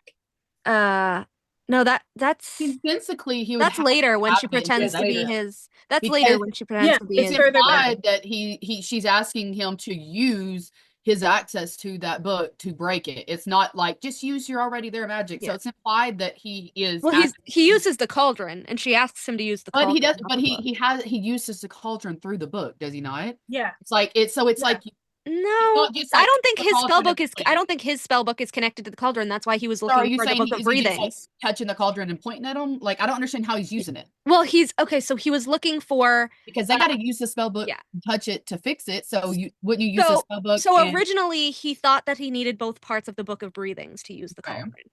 And then he realized all he needed was the 3 feet of the cauldron, which had word marks on them. Okay. So I don't think that he needs his spell book to do anything with the cauldron. I think it's completely different magic. Okay, it's just maybe he's just using the cauldron to amplify it. I don't think he ever. I don't think once he has the cauldron, he ever goes back to his spell book because the cauldron is like more powerful than anything. So he doesn't even need his spell book at this point. He seems more witch than anything. Cause spell book. And like, what is a witch but like part Valg? So that would explain the eyes. That would explain Amarantha, and it would explain the bright white magic. Speaks to magic, speaks to witch. It's just like it's kind of on the nose that you don't connect it because you're like, no, it's too obvious. He's not a witch. So when Rigelus was stealing magic and when Amarantha was stealing magic, they had bright white magic, which is a stary. And then it says here, when he's talking about Ianthe selling them out, it says hell exploded in the hall, power white and unending and hideous barreled into us. Yeah, here's my so that's like stolen magic, a stary. I have this headcanon because you just said white magic and a stary. You know, it's dark magic Valg. I had this headcanon for the longest that they were the same beings, but different worlds, different names. But the reason their magics look different is due to the source of their how they feed, right? So the Valg are possessing. So kind of think of it as like a tainted source. So it's like dark. It's like less nutritious, right? Whereas the steri, they're not possessing a body. That's their body. They may morph it to look different, but that's their source. And I think they can choose pure power, so it's white. I think there's multiple ways for them to feed because in Crescent City, there is, but due to how they're feeding, is why it's dark, and in other reasons is why it looks light. I think Daglin and Asteri are the same, and I think Valg is different. Well, because in planet maybe, but different species. Well, because in Crescent City, again, when Rigelus is using stolen magic from the drop that is being fed into their thrones into the Crystal Palace, his magic appears white. When she gets rid of the First Light Core, defeats that First Light Core and cuts it off, their magic is dark like the Valg. And that's the exact same with Amarantha. When Farah solves the curse on Tamlin's court, before that, when she's lashing at Rhys, her power is light. But then when Tamlin attacks her and he has a golden sheen around himself, she's attacking him with dark magic. So I think the white magic is just when it's stolen from other people. So like I said, basically based off of how they're receiving their source, is how their explosion of power looks. Like based off if it's like a certain first light, it's going to be bright, based off, Valg. And I think the Asteri and the Valg have to be the same because the Princes of Hell confirmed that. Because they were telling us in what chapter was it? I forget what chapter it was. But they're telling Bryce and Hunt about the way that the Asteri used to conquer other planets. And they said, in the previous worlds, they used black collars, like actual collars, which is what the Valg used in Tog, obviously. Here's my thing. It would be too chaotic to have 2, minimum, possibly 3, if Valg, Asteri, and Daglin are all something different. 3 more different they're definitely the same. I think that different names. All 3 are the same. We know many instances where in cultures will have the same monster, different name, right? Yes, they have different names on each planet. I think this is just an instance of each world having a different name with a slightly different variation of maybe how they present due to I don't know, maybe if it's Rigelus even says, we were very careful about how we presented ourselves because we didn't want to be seen as parasites. Right. So they're changing themselves from planet to planet and their tactics from planet to planet. I honestly I think they're all through the same. I think it's a series of evolution. We know that if we're looking at the worlds, right? Throne of Glass seems very early on. We're somewhere in the middle. 30,000 years ago. Crescent City is very forward in future. Yeah. So if we're looking this as a timeline and evolution for the bad guys, Throne of Glass, Valg are early sluggy creatures in water, right? And then you get to Akatar and you've got that little creature in the mountain, and she's mid, now she's walking. But in Crescent City, now they've got microwaves and shit. So it just created shit in their labs. It feels very much like like a progression of not only just the evolution of the creatures, but of the society. I mean, the Asteri now have like fertility labs in Crescent City. Literally, though, They're making little half Asteri babies. In every world, they're also trying to further their foothold with like, eugenics and awful experiments and things. Like that. So it definitely like it's the same motive over and over again. So it's an established way they operate, and it's like telltale. And it even says that they changed their tactics in Midgard because they failed in Prythian and in Hell. Right. So instead of like just the collars or just the rings, then they had to do like permanent tattoos that they couldn't remove. Just tattoos in general in this series. Oh my God, they're everywhere.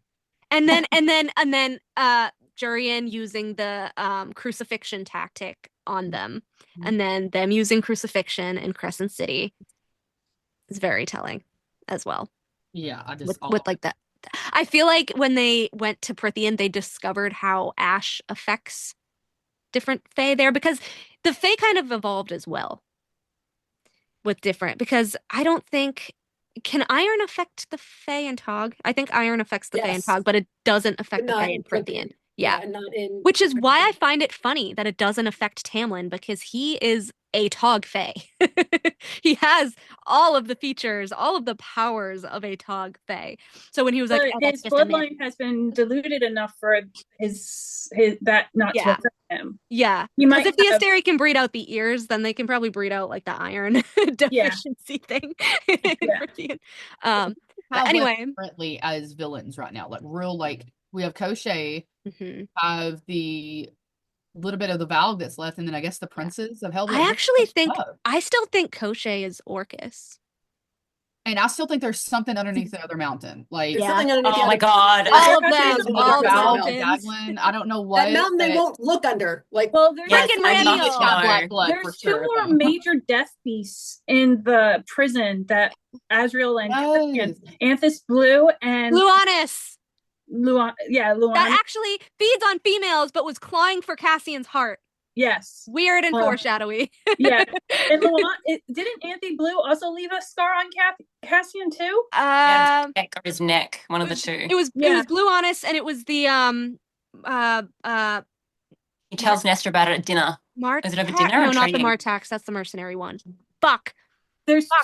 Because he put Lanthus in there, he put Blue Honest in there, and then he put another one in there. Yeah, hold on. And Blue took his time or something, and the other one wasn't that's real Amren in there. Like, who is powerful enough to gather that? Selene, I guess. I don't know, like, how is that possible? How is, like, with some Starborn power, something supposed to override Amren? That just doesn't. So supposedly Selene was powerful enough to conquer and defeat low level, high level Daglin beasts, and I think Amren was a Daglin beast. Okay, so I think Selene was put in. I think Selene got Amren because Selene mentions the first one that she puts in there, and it sounds like Amren.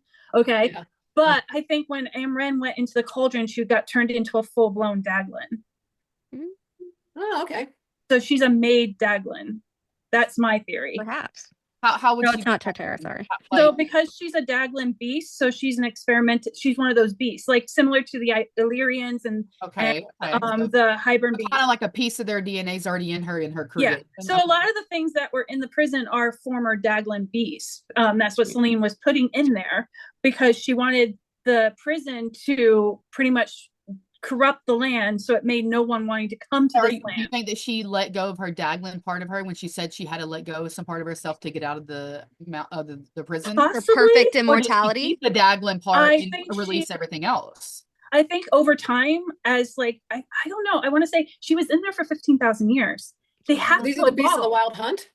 She has to, but this is why she has to be in a Asteri. 15,000 years, 15,000 years, 15,000 years. 15,000 years, yeah. Like, I'm just assuming, like, over time, her beast form, because she wasn't being able to hunt or do what she was supposed to, what she was made to do, her magic made things evolve in her, and then she was able to possess. I think she possessed a fellow inmate, and because now this new inmate that was in there is different, the prison let her out.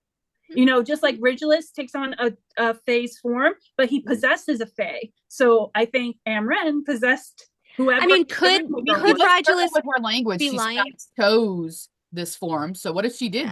What if she picked one of the other? I like you. Yeah. Possible. Because they can. Language is so purposeful in this series. Yeah. They can possess people, but they can also like create their own bodies, like me. Because so how it's you never really know which is which. Say, I made this. So if she was a new form of a beast, let's say she's a new form of a beast, like like let's say the Daglin, who like the Asteri, because they're the same thing, they like to experiment. Okay, let's say Amren was a new experiment. Let's see if we can make ourselves look. Let's see if we can make a beast look just like a Fae and can pass as a Fae. So I'm thinking, okay, let's say she's just a new form of a Daglin beast / Asteri. Okay, experiment, and she's supposed to look more Fae than all the other beasts that they've created, you know, so that they can infiltrate the Fae and see if they can find a way to get more power out of them or something like that. Well, I mean, I feel like it has to do with what they mean by binding themselves, because that's never explained. She's just like, oh, I had to bind myself to a body, or you would have to bind the bone carver to the body. This is me using, because this is a universal, if you've ever read author by L.J. Smith, she did the Vampire Diaries, the Night World series, Hidden Circles or Secret Circles, stuff like that. So that was the first reference I've ever heard of like binding yourself. And the essence in all the series that I've read from fantasy is that you're almost like a being of immense power and you're having trapped inside of a vessel, right? Well, it's not even that you're trapped, but it's specifically that you have to almost condense yourself down into the smaller version. Almost like, you know, when you look at like a neutron star, right? It's like this huge, immense, powerful energy, but it's like, you know, when an atom gets really, it's really, so it's like that, right? And so it's all, this very like clear indication of you're almost diluting yourself to be able to be in this capacity. I was annoyed that we didn't see like how the bone carver bound himself into a body. Yeah, because he just showed up as a Fae in the war, and we're like, and he took the form of an Illyrian specifically. Did he? Yeah, I'm pretty sure he took the form of an Illyrian soldier. When he was like grown in the battle, like when he took the form, he did look like he was an older version. I mean, he was definitely man. But he was a male. Like but did he have wings? Did it say he had wings? Yeah, I'm pretty sure he had wings, because you wouldn't call him an Illyrian soldier without the wings on the back. Yeah. Right. Oh, I also liked that quote, which I thought was very weird, but also very telling.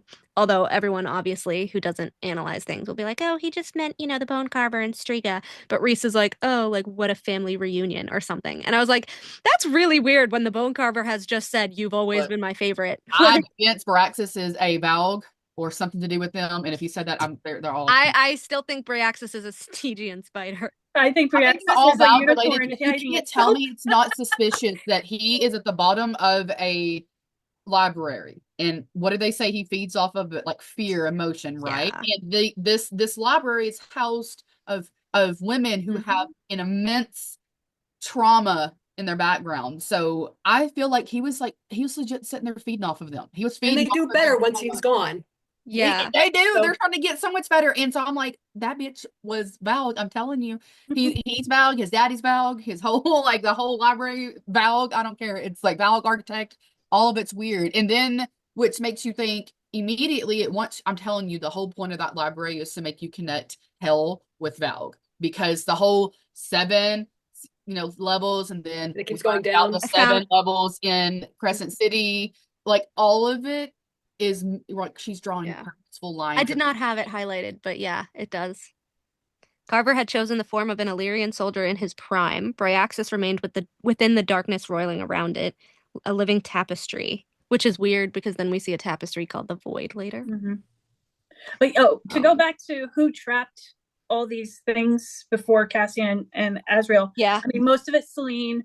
Supposedly Selene also trapped the Weaver to her cottage and the Coche to the lake. No, I think it was someone before that. I'm hoping it's not, because I really think it's Helion's ancestor. Yeah, because the Carver says, oh, my Fey warrior, and then how her blood had trickled down into a human line.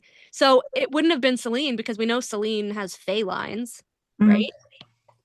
Yeah, well, I think unless it was after Selene and it was one of Selene's descendants, but then she said, like, I had sons who had sons who had sons, so it wasn't a female. I mean, she didn't have female descendants for a while. So we're putting a lot of stock in what Celine says, or whatever her name is, because she's saying, is she like established as a little Lar Pants on Fire? Didn't we learn that in that whole like so info dump? Like my thing well, she buried the dust court history. Yeah. I feel like I did a lot of like reframing of things, which was a deceitful reframing because optics. Okay. I don't know. I just don't trust her. You can't give a deceitful info dump. That's just mean. Here we go. Here's where I have my issues with Thea. Oh no. I don't trust her. I don't trust none of it. Celine got a warped history lesson from her mother. Similar to what the Asteri has done to Midgard. They have warped the history of Midgard to make it look like they are the savior. Okay? Like the history. Yeah, but she was also living it too. Like, yeah, she was a kid, but she was there for the most Celine part. and Helena are children when Thea kills Fionn. Teenagers, though, not like little kids. They're like they were children. Adolescents. No, they were called children. Because Fionn wanted them to take the crown, which is why Thea killed them. And she goes, "Oh, we were like adolescents. We didn't want the crown." I was pretty sure that they were just too young still. Like there was no chance. Like Fionn, they just didn't want the crown. They didn't want the fucking responsibility. She's like, neither of us wanted it. It makes no sense why they're even talking about it when they're still children. Yeah. And Fionn's not dying for a couple more centuries. There was no reason to speed up his death so that Thea could get the power. But I definitely don't think they were little kids, because that wouldn't make sense with how she was talking about, going to Midgard and then trying to grab like the harp and the horn and stuff. So they did have to be a little older. Well, they were teenagers when they went to Midgard with them. Yeah. Okay. So I'm of the belief that everything that Celine is saying is coming from a third party. So she's a third party. She doesn't know the history of her mother and her father. And she's just reiterating what her mother taught her, because her mother killed their father. Yeah. So their father's not there to give his version of the history. Yeah. And I did kind of appreciate how Celine was like, yeah, my dad was kind of a piece of shit. So I was like, I don't trust any of that. Oh my God. You and your savior complex with Fionn and Reese's fucking father. They're pieces of shit, Teresa. We don't know that. We do. They're being told that their father was a piece of shit. Their father died when they were still alive, but they knew their father. It's not like they never knew him. Well, here's the thing. We're told a lot of fathers are crappy because of actions they've done. It's more we're shown than we're told. Yeah. Because we're like with Tamlin's father, right? We're told that he is absolutely horrendous. Yeah, he was barren. And he had an issue with Tamlin's dad, who was just as shitty, right? So I mean, I don't know. I think a lot of these series is a twist on reality, and a lot of these series is you trying to figure out which characters like relayed background is truth and which one is completely cloaked in complete bullshit.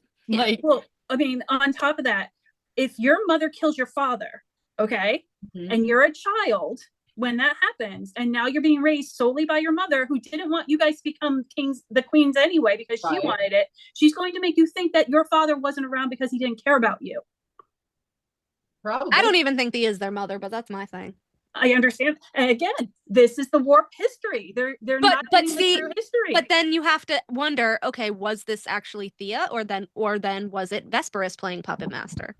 Because we don't know. That could be true too. Yeah. Because she was an Asteri, and they do have Daemati powers.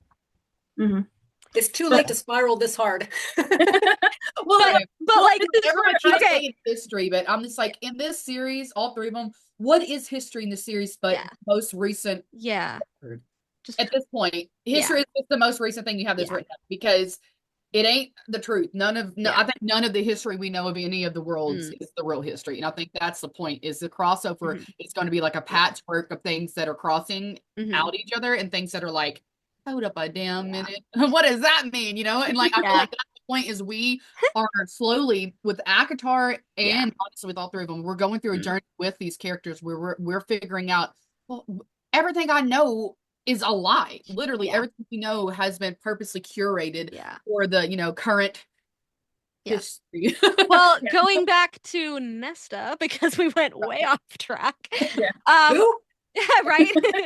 Do we think that her mother told her anything at all, or just those little tidbits about like, I think that my cousin was dragged into a lake by the Fae and drowned, and like, so she knew a little bit of things, but I don't think she knows a lot. Do we think that, cousin Erston is like a Fae on the continent? I think with the history with the mother, it's purposely vague, and I don't know if we're ever going to really get a whole lot of clarification on that. And I feel like it was never meant to give us a lot, other than the fact that simultaneously we can agree that maybe the mother just didn't care enough to talk about things, while also maybe she knew things and kept. But like, what does it matter in the end, other than just make you feel like you don't know what to trust? I think it's more of like a weapon to use in the plot, less of like an actual plot point.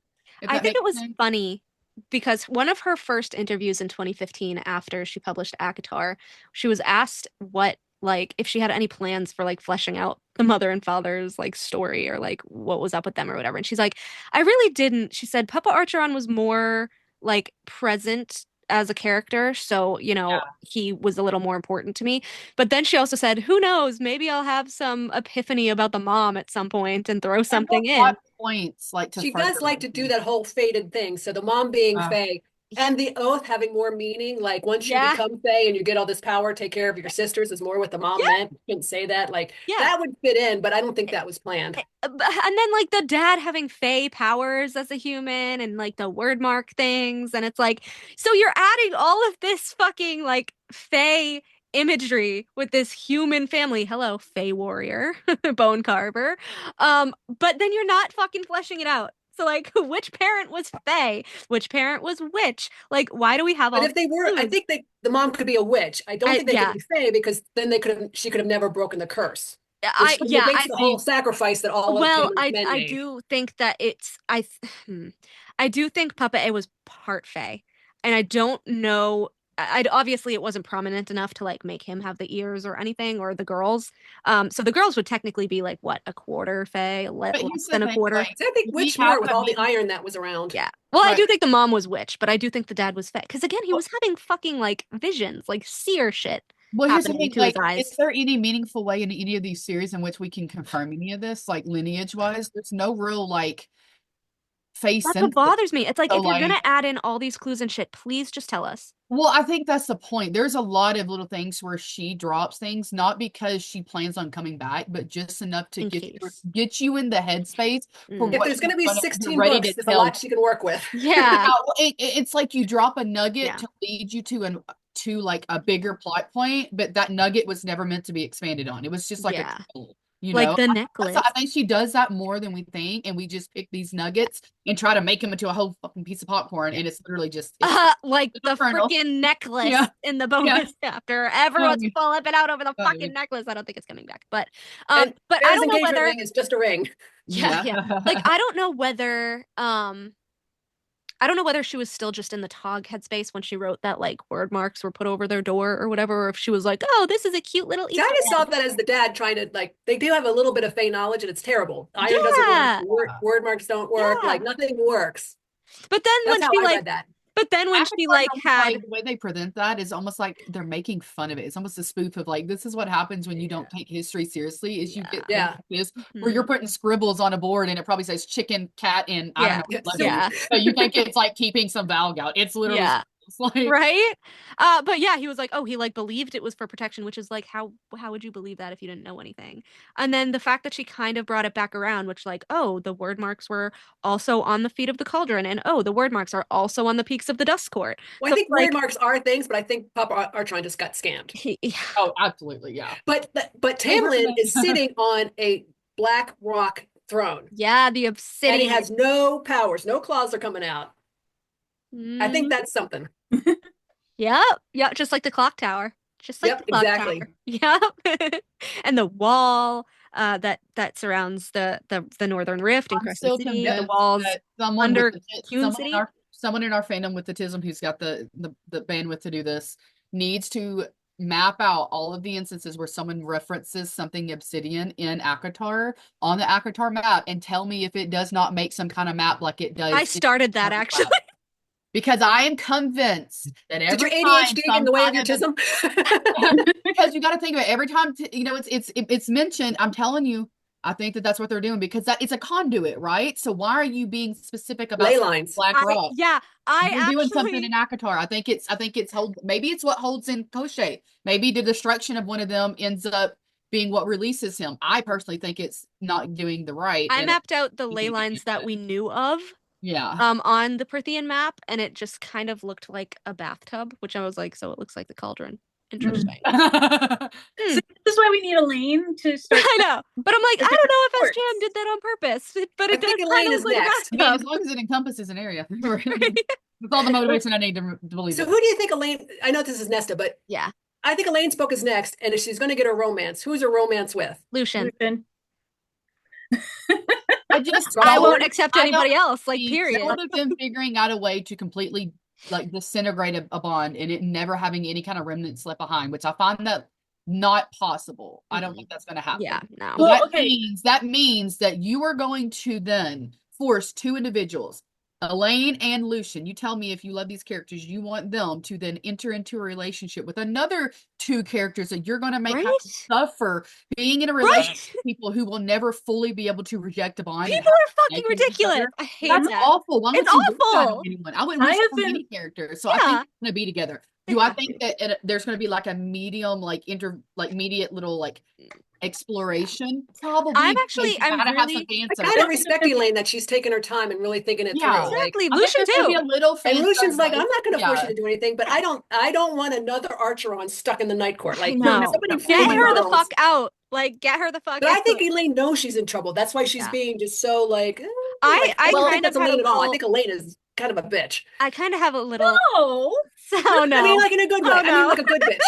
She's going to the good bitch. Elaine has a lot more personality than a lot of people are given. Y'all, I think a lot of people want her to be this flower child, and I think it's correct. I said that. I think she was selling those flowers, and she was bringing in most of the money when they were younger, and she don't take no crap, and she knows he's in trouble, and that's why she's being quiet now. But she's not taking Lucian's mating bug because she's not going to hang on to any man. Her mental shields, they talk about like these thorny, like these like flowers, iron gates and closed flower buds. But like in thorns and roses, we know thorns come with flowers, right? And I can't help but feel like it's a ruse, this outside. Like, she doesn't want you to. 100%. Yeah. You know, she's in danger. The whole thing of a seer, right, is that they sneak up, right? You don't know it's where they see things. It's like secret to them. There's a reason she is Lucian's mate, the sly fox. Like, chicky fox. Because equals, remember how we said it's not always about magic, but about maybe like an essence. They're equals in the sense that their essence is very. Yeah. One thing I hope about Elaine, I hope we see what a lady of a court does. Yes. Because Farrah just rejected it outright, and I think there's a lot to that job. I don't want Helion and Lady A to die, but I want them to train Lucian and Elaine. I'm going to say they're going to be the heirs of Day eventually, one day. I want the parents to train them. I have a theory. So we know how the High Lords are supposed to be chosen by the land, and Farrah was appointed as High Lady, and there was once a High Lady. I think one of the other two sisters are going to be the first instance of a High Lady. Oh, it's Nesta. And she's already chosen for Dusk, I'm just saying, so I think I'm really interested to see how that. So people will get off my back when I say that Farrah is not a true High Lady. Yes! She's appointed. We'll give her credit. Okay, question for you guys, and I want all of you to answer it because it might be different for all of you. How exactly do you see Nesta liberating Dusk? Like, how do you see it coming to pass? I think she's going to team up with Azrael. I think Azrael is going to betray Rhysand. I think Rhysand's going to go dark with Amarin. And Azrael is going to team up with Nesta. Yeah. And they're not going to be able to free everything, but they're going to be able to free the Dusk Court and the Illyrians. And her house. Because Nesta and the House of Wind is my favorite ship. Everybody can break up except Solaris for Nesta and the House is and the Wind. Fucking Dusk City. I am never letting that go. And that is why I know the whole thing about this is where I think it is. It's Valaris, because she's going to be with that house, and the Illyrians and the island. I think that, like, I'm going to be vague with this, but I have an inkling that Nessa's going to find something out about the prison, and she's going to make a choice. And I think this choice is going to end up being where there's there's got to be a rift coming, and I can't help but put the Valkyries in it. And I feel like something's going to happen, and Nessa's maybe going to be chosen by something she finds somewhere involved with the Dusk Court, and it's going to be like de facto to her, the House of Wind, all that's part of Duskcourt. Yeah, Valaris is going to defect back to her, and it's going to cause the big fight. I think that's what's going to happen. I think that's going to be that's his dream, right? Valaris is like his namesake at this point. He's the Court of Nightmares. He's the king of That's nightmares. what I'm saying. I think that fight is what Cassie's going to have to come between. But I think having to accept that the mask is now him and living and being overnight, or like not Night Court in Valaris, but Night Court in Court of Nightmares would be like concreting in that mask is who you are now. You're literally all you have. Well, I think when the Illyrian women get freed from their bonds, the men can drop the siphons and they're going to be very powerful. I think it takes a male and female with the Illyrians to make them like they're going to be refugees, and I think they're going to flee with they're going to be Nesta's people, because what I think is going to happen is one of the Asteri Daglin Valg, whoever we're talking about here, I think they're going to come back, and I think naturally they're going to be subservient, the Illyrian men, to them, and I think they're going to lose the Illyrian fighting force, and that's going to be really scared because the numbers. And they're going to lose it anyway, because if they kill their general, they don't want to fight with them. They're going to. I think they're going to lose. I think they're going to lose the Court of Nightmares and the Illyrians. And then I think Hybern's existing people, because he's still got people left back. The whole island is still going to add. And then Baron's probably going to try to put his people in, and he'll probably get killed off, and that's how they'll get the. Baron has to die. I don't know when he's going to do that. I actually think that all Illyrian females are witches, and that they, like how the Asteri bred out the Fate Years in Crescent City. I think they bred out the history of that and made them seem powerless. What are Rowan and Selena? It's called something, I forget. Karanam.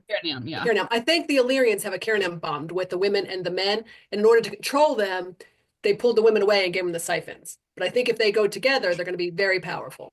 Maybe. Nobody agrees with me, but I would really like to see Emery and Balthazar be mates or together. Because they just make sense to me. I thought that was her cousin. Who? No, that's not her cousin. Bellius. No. They all started with a B. I was like, hold up, what? No, Balthazar was the kid that saved Nesta and Emery. Okay, that's it. Okay. I was like, that's incest. Because I hate all the relationships in ACOTAR, so I'm like, whoever, break up whoever. Because he gives Emery. He gives Emery his cloak, just like Lucian gives gives Elaine his coat, and Azriel gives Gwen a cloak. So I was like, interesting. And then like how one of Emery's bracelet colors is green, and then the only siphon color left is green, which is what Balthazar will get. So I was like, So my answer to this whole question is I really don't care. Okay, after your Aleutian book, then what would you think? Still don't care, because then we have to have Gwen. I really don't care about the Duskcourt. It is adjacent to the Night Court. I want as far away from the Night Court as fucking possible. I don't like Valaris. Valaris can fall into the fucking sea with the House of Wind. I don't understand the appeal of Valaris. Yeah. No, I don't like the people of Valaris at all. No, I think Nesta could make Valaris better. That's why. Valaris seems to me like a place that started out really cool because the aesthetics, and then like outsiders moved in, and it made it so awful that you don't want to be there anymore. No, Valaris it seems like tourist town. It's all fake, right? Yeah, like, the Spring Court has such magic in it with the Will o' the Wisp and the Starry Pond and the sunrise and the whole thing, and the Will that sings and all the things, and then you go to a little city. Yeah. Okay, Valaris is the most like Crescent City. Yeah. Yeah. Which is why it makes only sense. Because we don't get a lot of explanation of what the other ones look like. Yeah. Yeah, we don't know what any of the other courts really I mean, look like. we're very limited on what we're given. But I don't know. It feels, I can't help but feel like it's all a glamour, and there's gonna be like some bubble that pops, and it's just like a nasty cesspit. I can't help but feeling like everything is artifice when it comes to Valaris. I had another the person ruling it down to the slums. Like it just feels something's off. I had another little theory. So if the prison island is like the ruling place of the Duskcourt, I guess, and then like Valaris is the other part of the Duskcourt, and then we have Orid. We know that the prison is only suppressed because Selene suppressed it.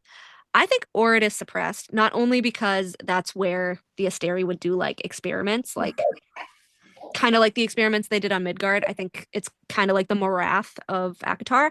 But I also think that the Pegasus are trapped under Orid. Yeah, and I think they're going to rise up from Orid. I actually am so excited about the Pegasus. Don't they ride on a Pegasus? A Valkyrie rides. The Valkyries ride Pegasus. Like if that's in, we already know that Bryce and Nesta have that connection. So that's obvious that there is going to be a crossover of the Valkyrie riding a Pegasus, and there's going to be a crossover of Bryce becoming someone who works with the I think Bryce is going to be an honorary, if not a actual Valkyrie. I think she already has the hand-to-hand combat. We've seen that already. She is obsessed with freaking unicorns. She has a connection with world walking to Nesta, who is a Valkyrie, who Valkyries are connected with unicorns already. So I can't help but feel that at the least, I think Bryce is going to fight with the Valkyrie. SJM did say, "Oh, there's going to be a Pegasus." That's what I need to know. Is Hunt going to live? Yeah, he's fine. Yeah. I think the prophecy Elaine talked about was Hunt's basically death because he gets resurrected by Bryce, or right? Like so he dies and comes back. I'm fine with that. He already did. He already technically kind of. I think you can't be dying more than once. I feel like at that point it just means nothing. Yeah, and SJM already said like if they survived fast, they're fine. Yeah, I've always I still believe that Elaine's vision for Cassian was what happened with him with the Hybern in the forest. Yeah, that was another movie I've had. I 100% believe that Elaine changed changed history. Like how usually seers they're not allowed to touch what they see and fix it or stop it. I feel like Elaine works differently because she actually has time magic. So or maybe I don't think it was that magic is connected to the cauldron and in essence gives her maybe a little bit of a boost, an extra boost that maybe she accidentally doesn't even know it, but she's altering something to an extent. Maybe I mean I've said it before, but I've said it before, but I don't think it was that scene because again we have Nesta there, and if she's gonna say, "Oh no, you will not," I'm like, she's not going to leave out her sister dying. No, I don't think Nesta is. I don't think Nesta, because Nesta is now another entity. I don't think she is seen in time. Right, she's outside of time, and she's outside of time, so she makes no difference in what. Well, but then so would Elaine. Elaine doesn't see any visions with Nesta in it, but she did see a vision with Cassian in it specifically. If you're looking at timeline, you have Elaine mention that he's gonna, like, it takes more to kill, but no, it doesn't, and talking about wings being shredded, and and his wings were much hurt later to get shredded. Yeah. So I mean, it's kind of like it was just like foreshadowing. So I'm like, she had to have been talking about that because for it to happen exactly how she just said. So that's because he gets his wings shredded. No, he gets his wings shredded, yes. But then after that, he comes back and he says, "Oh, it'll take more than that to kill me." And she says, "No, it will not." So it won't take like something as drastic as his wings getting shredded. And in the Hybern scene, people put too much emphasis on that. I just think I always took it as she has seen what is out there and what they can do. I always took it as like an omniscient kind of like. I think it's like it's not going to be. He can do something that can kill you. I never took it as like I've seen what's going to happen to you, because I feel like you'd be a little more specific. I always think when an author goes out of their way to point something out to you, you gotta really take it seriously. I think there's a significance there, but it's a question of, is it a significance that he in particular is the one that's not going to have to do with his wings, I think, is the or point. is it? I think that's it. I think it's going to take something to the heart. She's seen the big bad and knows that they're capable of killing someone that didn't die from something as horrible as his wings being shredded. Well, so if you think about it, his wings being shredded is like a form of torture, right? And then in the Hybern scene, what happens? Hybern kind of tortures them a little. He steps on his wings multiple times, cracking them before he even lifts a hand to try to actually deal them like a death blow. Right. So he was already being tortured or whatever. I think Elaine means like, oh, it's not going to take torture for you to die. It's just going to be like a quick thing. And that wasn't a quick thing. He's gonna die of choice if he does die. I think it's going to be like a sacrificial thing. Like, I think he's going to sacrifice himself for something. It's going to be like. I think all of it's going to be moot because she's not going to kill. I don't believe she's going to kill off. I think you're going to owe me a pizza. With Nesta. I don't think she's going to build Nesta up. She's been saving up the deaths for this war. She is so obsessed with Nesta that if she kills him off, I don't think it's going to stay because. Well, that's why I think they're not really mates, because I think that even if she kills Cassian, it's not going to hurt her that much. And they're supposed to be mates. Aelin damn near died, and then I mean, I'm just saying there's plenty of instances. Hunt dies, he comes back. Bryce basically died. But that's the point. It's been done over and over and over. So she's gonna realize, they're not gonna think about that. She definitely needs to kill off a fairly major character, and I don't think she's gonna kill off a High Lord. So that leaves. So she's not gonna kill off Reese because we already know that, or Farah. Yeah, she's not gonna kill off. She's not gonna be Azrael because he still has his arc. I don't think his mates are going to get killed because I don't think anybody's going to die. I don't see. That's why they're not mates. No, literally. I think Tamlin might die at the end. Okay, let me clarify. I do not see any of the three main sisters of this 3 series. The 3, right? I don't see any of the main female characters of the series, They're not I gonna think their significant other, I won't say mates, significant others die because 100%. Not the point. I don't think it's gonna Amryn even says like, it's but not Amryn happened even yet. says, "Oh, when you explode, girl, make sure it's felt across worlds." What else will make her explode like that? I mean, that could be anything. I feel like she's gonna explode. But Nesta's arc is kind of suffering. That's her arc.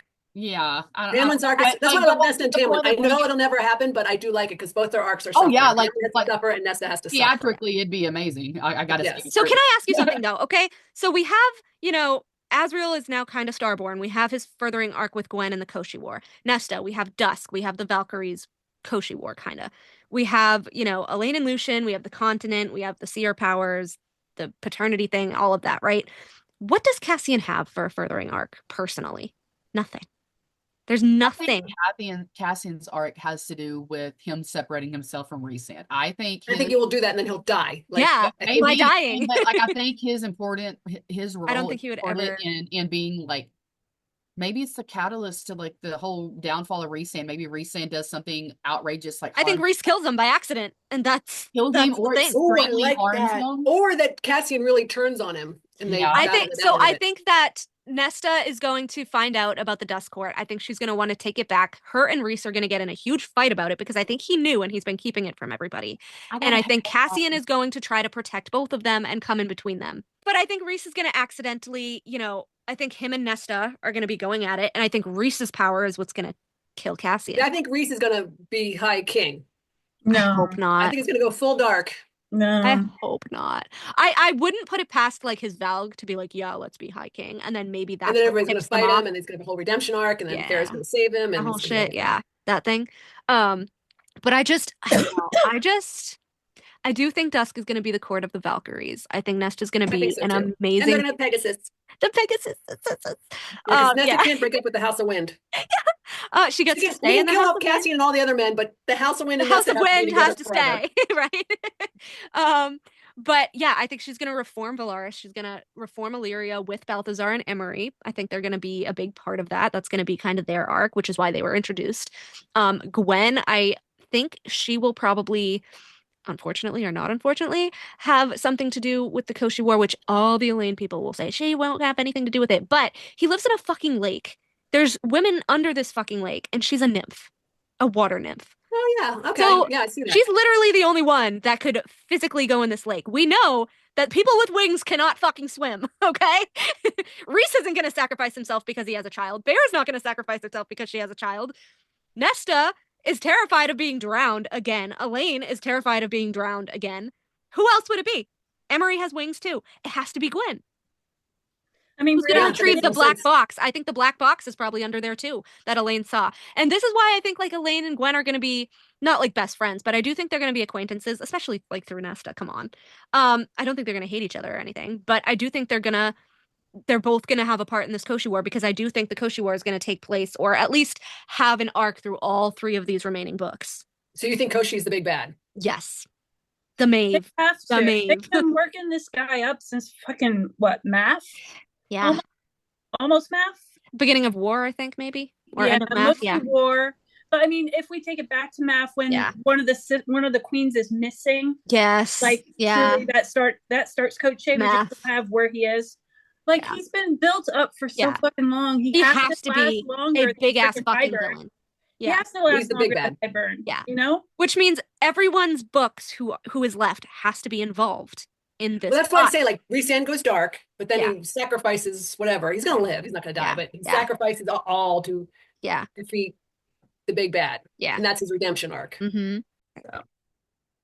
Welcome back, everybody. We are going to try to talk more about Nesta because we went so fucking off track last night. We had a couple of Nesta moments. Like Nesta versus Elaine killing Hybern. Yeah, I'm gonna really have to go through and like pluck out those moments. Make like 2 separate episodes out of that. Yeah. Oh, because that was that was crazy. Oh my god, we were all talking over each other. That was like the biggest debate. That was awesome. Yeah, there was a lot of talking over, and it's just like I can't add to like the jumbleness. There was a couple of times where I wanted to mention something, but then I was like, I'll just let it drop. We need to not get back into that conversation. It was just, yeah, it was utter fucking chaos. It was fun. Anyway, why don't we start with, because we're more organized for Tamlin week than we were for Nesta week. But anyway, let's start with, what is your favorite Nesta quote? Oh my gosh. Gosh. Oh, you want to know what it is? And I'm not going to quote it perfectly. I should probably just open the book and find it. It's when Devlin is like looking at Nesta for the first time. It's like, what is that? And Cassian's like, don't worry about that. Like, is that a witch? And she's like, yes, I'm a witch. Yes. What is she? Is she a witch? Yes. It's such a simple line, but she owns it. And I'm just like, yes, you put the fear of witches into those men. Do so, please. I do personally love Quick Off the Mark, obviously. Yes. Fuck you, Cassian. I love this book is about a book. Nate touched him for the first time in his like happy area. I'm not surprised he got quick off the mark in that. You're a little pent up there, bro. Very how Lucian does when Elaine finally touches him for the first time. Oh my god. Yes. Oh my god. Yeah. I like a book. This book is about a book. And I like when she snaps at Elaine and she's like, "Oh, fuck you." Yeah. And then Elaine just starts bursting out laughing. Yes, I like that one. Because I'm like, good, you're actually fucking treating her like an adult. Good job. Like, not a child. At your sister. If you can curse at Feyre, you can curse at Elaine. Yeah. Like, it's okay. She's not a little flower. She's not. No. She wants to be a little flower anymore anyway, because she laughed at it. She's like, finally. I know. Finally. I don't think you've ever said that to me.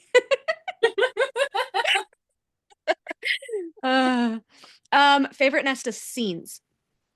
Oh, so many. Her telling Feyre that she went to the wall looking for her. That's the first time I cried in the book, for the book. Mm-hmm. So that's one of my favorite scenes, is Nesta confiding and confessing to Feyre that I went looking for you. I hired that mercenary to go to the wall to find you. Yeah. Because that to me was like, you do care about your family. Yeah. Like, important to know, you know? Like, there's something more, just, I don't know, indifference to your, you do have a heart for them. You know, your heart for them.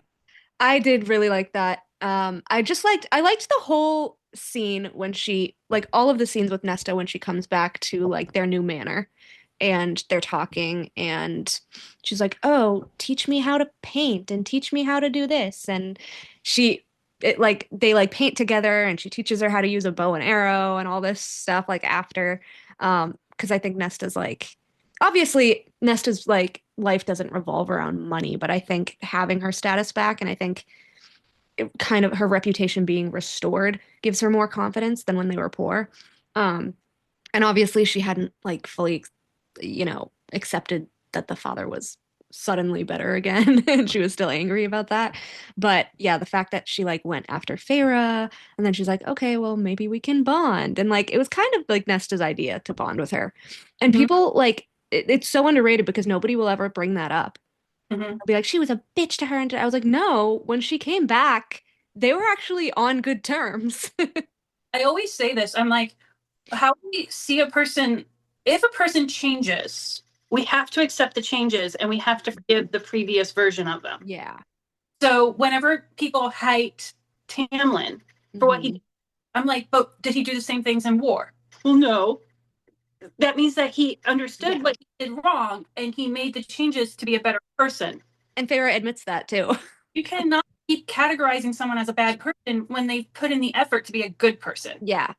So I have to accept that. And yeah, Nesta is a bitch. She's going to be a bitch forever. I love it about her. Like, come on. The matter is that, yeah, she sounds bitchy to Feyre at the beginning of the book. Feyre hands it right back to her. Yeah. It's not just Nesta. Yeah, Feyre's hurt by Nesta's words, but Nesta doesn't know that her words are hurting Feyre as much as she as much as they are. Okay. And it's like sibling rivalry. Like you can fight with your sibling. Like that's not abuse. If you have siblings, you fight with your siblings. You argue with them. You throw hurtful words at them when you're angry. That's just what happens. It's just what happens. You're living together. Like they were living in essentially a 2-room house. All 4 of them. Yeah. Can you imagine living in a 2-room house with your siblings as adults? Yeah. That's really hard. And you're going to have moments where you're like, you like a pig. It's okay for sisters to fight. Yes. And it's okay that that Nesta did not know that her harsh words to Feyre were actually harsh. Like Feyre took them very badly. Yeah. Okay. It hurt Feyre's feelings. She has no clue about that. And she doesn't have to have a clue about that. Like, it is nice to have that empathy. Yeah. But at the same time, not everyone has it. Yeah. And Feyre dealt it out just as much as Nesta did. She says it on page. Oh, most of the times what I said back was worse than what Nesta said. Then why are we only mad at Nesta? Yes. Just because we didn't see Feyre say whatever the fuck she said on page? Yeah. She still says that she said worse. Yeah.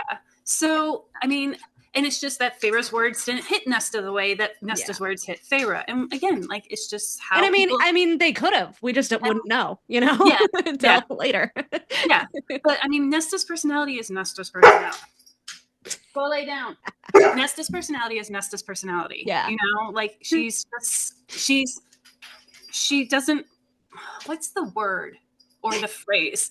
She doesn't run around the bush. Yeah. I guess is the best phrase. She doesn't beat around the bush. Yeah. She doesn't beat around the bush. She's just gonna be a headstrong type of person and be like, yeah, I don't care for what you're doing. That's literally me. And I am. She's not going to deliver it in a nice, sweet way. Yeah, no, I'm like, just get to the point. Like, just be blunt, get to the point. I hate the fluff. Yeah. So we were talking about our favorite scenes. Feyre, Nesta admitting that she took the mercenary to the wall to find Feyre is one of my favorite scenes. It's the first one that made me cry. Another one of my favorite scenes. Oh my God. What was it?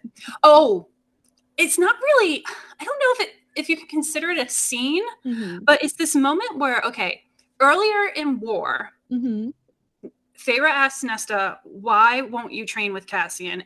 I thought you wanted to get revenge on Hybern. And Nesta said, why should I get my hands dirty when someone else can do it for me? Yes. But then my favorite scene is Nesta kind of acknowledging and noticing what other people going to war means for her. And it means that someone might not be coming home. And war is death, and war is suffering, and war is trauma. Like, it's easy to be like, yeah, someone else can go fight the war for me. But when they were like standing in the circle holding hands. But it's not even that part. It's the it was her hearing Feyre go. She asked Feyre, why are you going to Adrietta? And Feyre was like, because I need to. Well, because it was her fault, but I digress. Yeah. Because it was her fucking fault. But it's like there's a scene, there's a part there where it's like Nesta having this like epiphany of the people I just spent the past 2 months with, almost, if we add everything up, are now going to war with the person that I want to get revenge on, and they might not come home. Yeah. And it kind of loops back to Feyre being taken by Tamlin, and Nesta being like, my sister's gone and I need to do something to help, Yeah. So I don't know. There's just something about that, like the epiphany, the moment that Nesta realizes what war means. And I feel like that happens a lot in some media. And I love it when it happens in media, when a character who has no experience with war finally learns what war is. And then when she's like feeling the cauldron and she's like collapsing on the path. Oh my God. Oh, her yelling Cassian. I love that part too. Yes. Her screaming Cassian and getting him out of the firing range. I love that part. Oh, I was like, oh my God, why? And then I was like, oh my gosh, she just saved him. She saved Cassian. Although obviously I know you're a Nessian girl, But I'll always fight like Nessian people, and they're like, it was their bond. I was like, no, she was literally feeling just that the cauldron was gonna fucking explode on them. Like, she knew that Cassian she cared about Cassian. She knew he was there. That's why she was yelling Cassian. Like, not like she knew anyone else's names that were in the firing line, you know? Yeah, but she still wanted to get Cassian out of that firing area, which I agree. I mean, I appreciate that from her. Yeah, I know.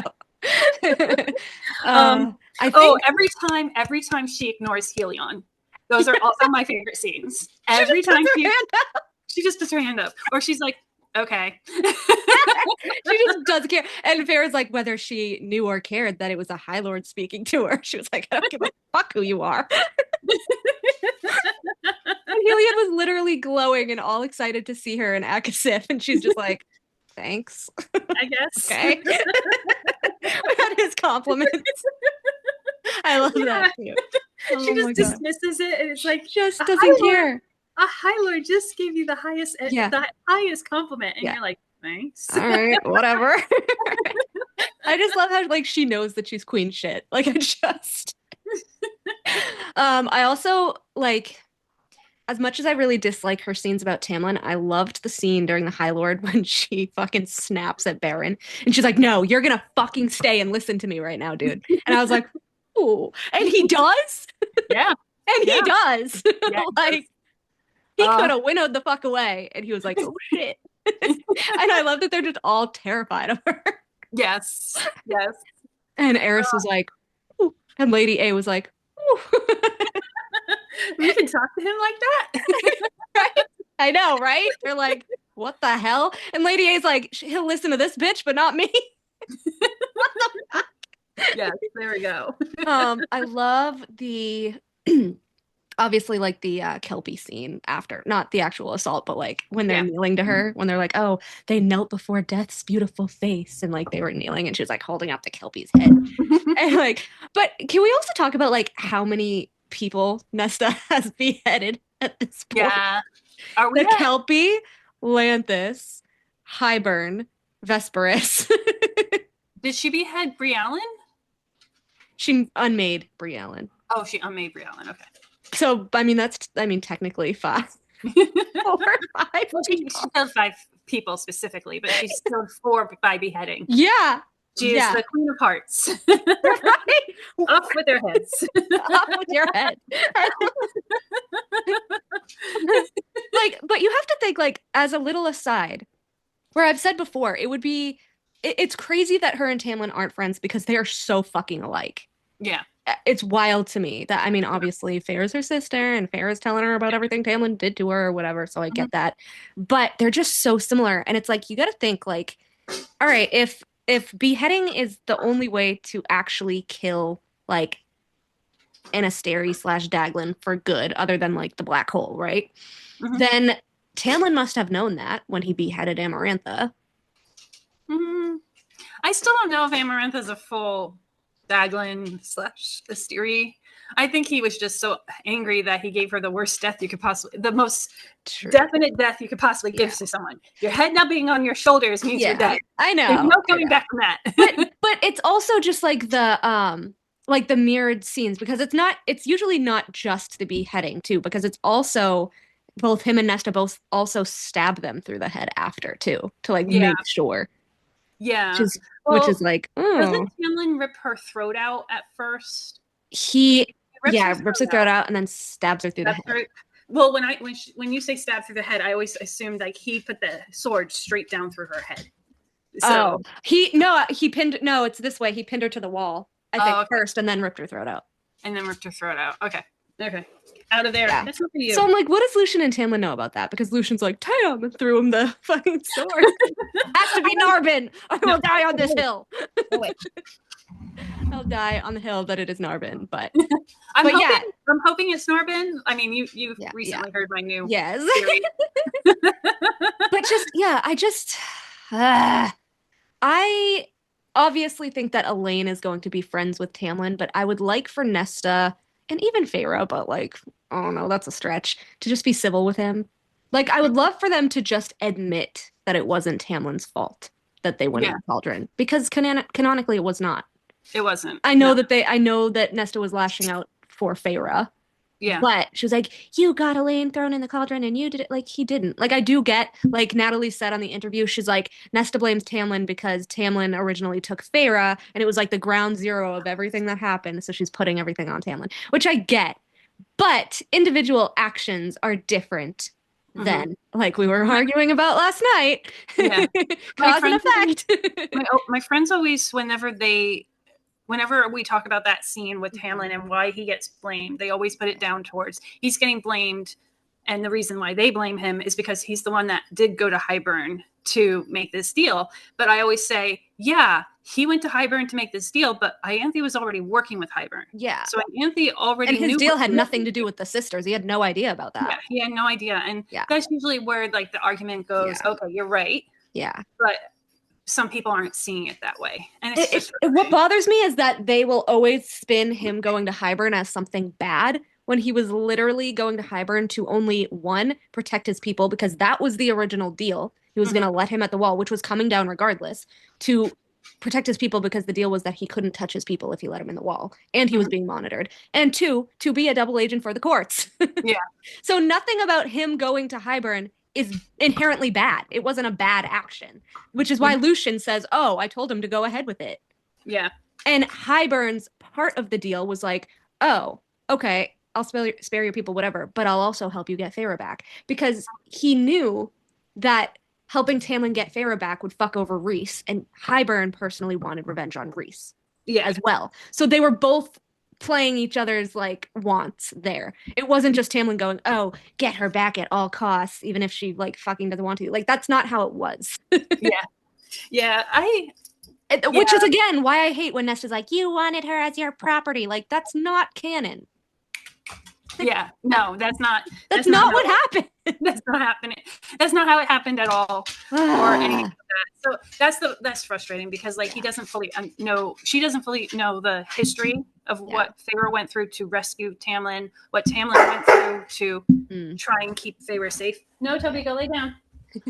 Yeah, and like that's why I think Elaine's gonna come in with her seer. Like I just really want Elaine to be Tamlin's friend, and I want her to kind of be the bridge between the Spring Court and the Night Court, because I think they need that regardless, because obviously they have to be fucking allies at some point. Yes. And Lucien points this out. He's like, before the dust settles, you're going to need him as a fucking ally. Like, you know? So there needs to be not a redemption, because Tamlin already 3D. Yeah. But there needs to be like a treaty or something that connects spring back to night, that gives them the advantage that they need, because they need spring and spring needs night. Yeah. To a degree. So but yeah, I think but in terms of like Nesta scenes that I hated, that was one of them. and also the fucking retcon that Sarah threw in there during that scene too. Go lay down. When she was like, when Nesta had like her little inner monologue, and she was like, he had asked me to go in Feyre's stead, and I'm so awful, and I didn't. That never fucking happened. Wait, say it again. Sorry. Nesta says in her inner monologue in that scene where she's yelling at Tamlin that Tamlin asked her to go to Prythian instead of Feyre, and she said no because she was a coward. Oh. Which never happened. Because it always had to be Feyre for the curse. Yeah. That never happened. Yeah, so they're saying that. they're saying that Tamlin asked each sister which one wanted to come with him? Yeah, she's like, oh, he had asked me if I wanted to go. No, he had to take the one that he had to no take the shit. one. That's why I hate that line. I hate that line more than anything. I hate it. It makes no sense. Why would she write that in there? I'll have to reread it and see where that was, because like he had to take the sister that killed a fae with hate in her heart. Exactly. And that's what that was probably one of the things that everyone was mad about after Akasif. They're like, why did she say that Nesta could have gone for Feyre, that Tamlin asked her, because that never happened. Like, even people who hate Tamlin are like, that never happened. What? He didn't give the sisters an out. Yeah. Like, he sniffed at them and then he knew it was Feyre, so then he's like, oh, you have to go with me because you killed the wolf. Yeah. And Nesta's like, he had asked me to go in her place and I was too much of a coward to go for her. Did she mean that? Could it possibly be that she put an if in front of that? If he had asked me to go in her place, I would have. No, it was very much he asked. Oh. And that's it just went over my head. Most likely because it's in a scene where it was like I didn't care. Yeah. I don't know. I need to reread where that scene was and see it's what was happening. So annoying. When was it in Silver Flames? I think it's in the scene when she's yelling at Tamlin. Let me see if I can pull it up really quick. Because it literally pissed me off so much. Because I'm like, this is just Sarah trying to make us think that Nesta's worse than she was. Yeah. Which makes no sense because the whole entire book's supposed to be like trying to tell the readers why Nesta's the way she is. Yeah. Okay. It's Yep. Here it is. Found it. Yes. Nesta didn't care if he'd come to help during the final battle with Hybern. Tamlin had hurt Feyre unforgivably. It had never concerned her before, irked her, yes, but she found her fingers curling, found her lips peeling back from her teeth as she snarled. Her youngest sister had been taken by this male because Nesta herself hadn't been able to face him. Tamlin had even looked at her and asked if she'd go in Feyre's place, and she had said no because she was a hateful, horrible coward. Oh. That never happened. I don't think that happens at all. It did not. I think he does address the sisters. At first he's like, one of you killed him, but that's it. But I don't feel like he asked them, would one of you want to go in? I've gone back. It's not there. It never happened. Yeah. Never happened. And then I do actually love when Tamlin's like, because again, they're so fucking similar. When Nesta's like, I suggest you keep your mouth shut about this. And then Tamlin's like, you're exactly as nasty as she said you were. I'd hate to disappoint. I went into the cauldron because of you. Elaine went into the cauldron because of you. I don't care how much you apologize or try to atone for it or claim you didn't know the King of Hybern would do such a thing or that you begged him not to do it. She says he begged him not to do it. You colluded with him because you thought Feyre was your property. And then she points at him and the ground shook and Cassian swears and he's like, put that finger down, you witch. I'm glad you remember what happened to the last person I pointed at. Like but then it's really funny because then in the next scene, she's like, she's exactly like him. Yeah, no shit. You are exactly like Tamlin. Like, yeah. But anyway, I fucking hate that because it never happened. I hate it because, like, Tamlin gets the blame for the sisters going in. But you want to know something? If Tamlin and Lucien did not show up at Hybern with a bargain with Hybern, Ianthe still would have been there with the sisters. No shit. Yeah. Like, and that's the part that people need to remember. If Tamlin didn't make the bargain, Ianthe's the one that already had and Hybern even says that. He's like, oh, I think Ianthe was waiting to tell you. She purposely didn't tell him. Come on.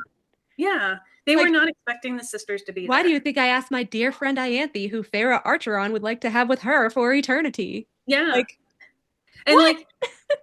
And like they didn't even know Ianthe was there. Yeah. Like they didn't know she was a double agent on the wrong side. Tamlin was a double agent on the right side. Like, yeah. And it just bothers me too, because then if we're talking like last night, cause and effect, the only way Ianthe got the sisters was because Feyre told her about them.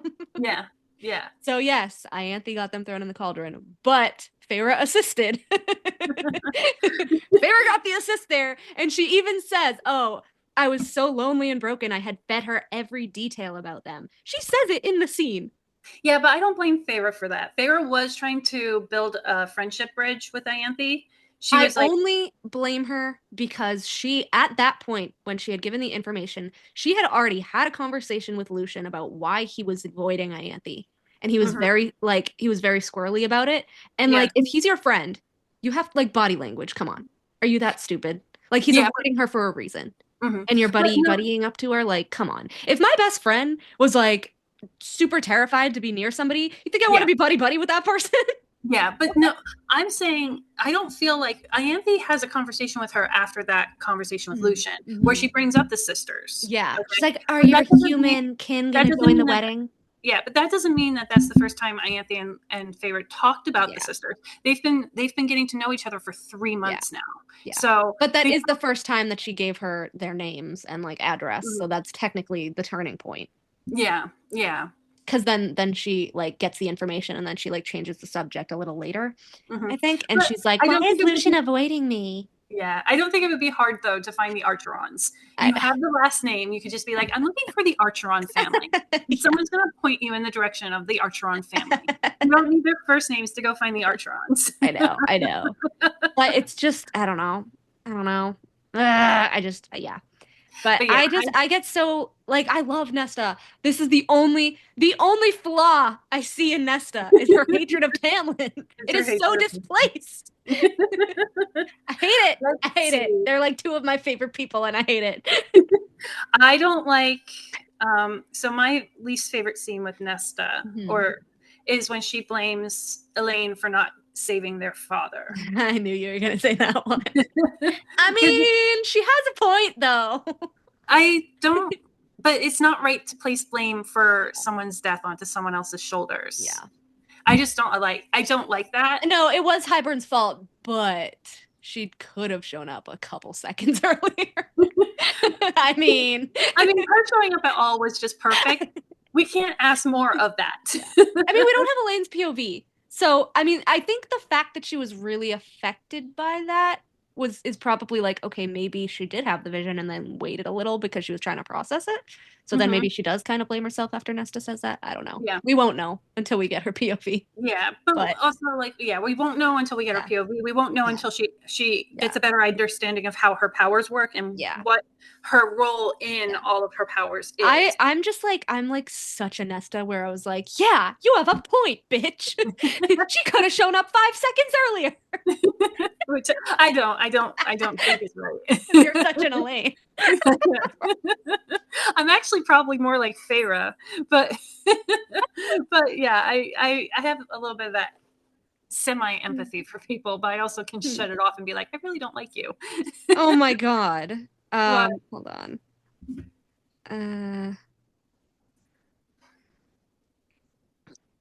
Sorry, I'm like getting freaking replies now at this moment from people.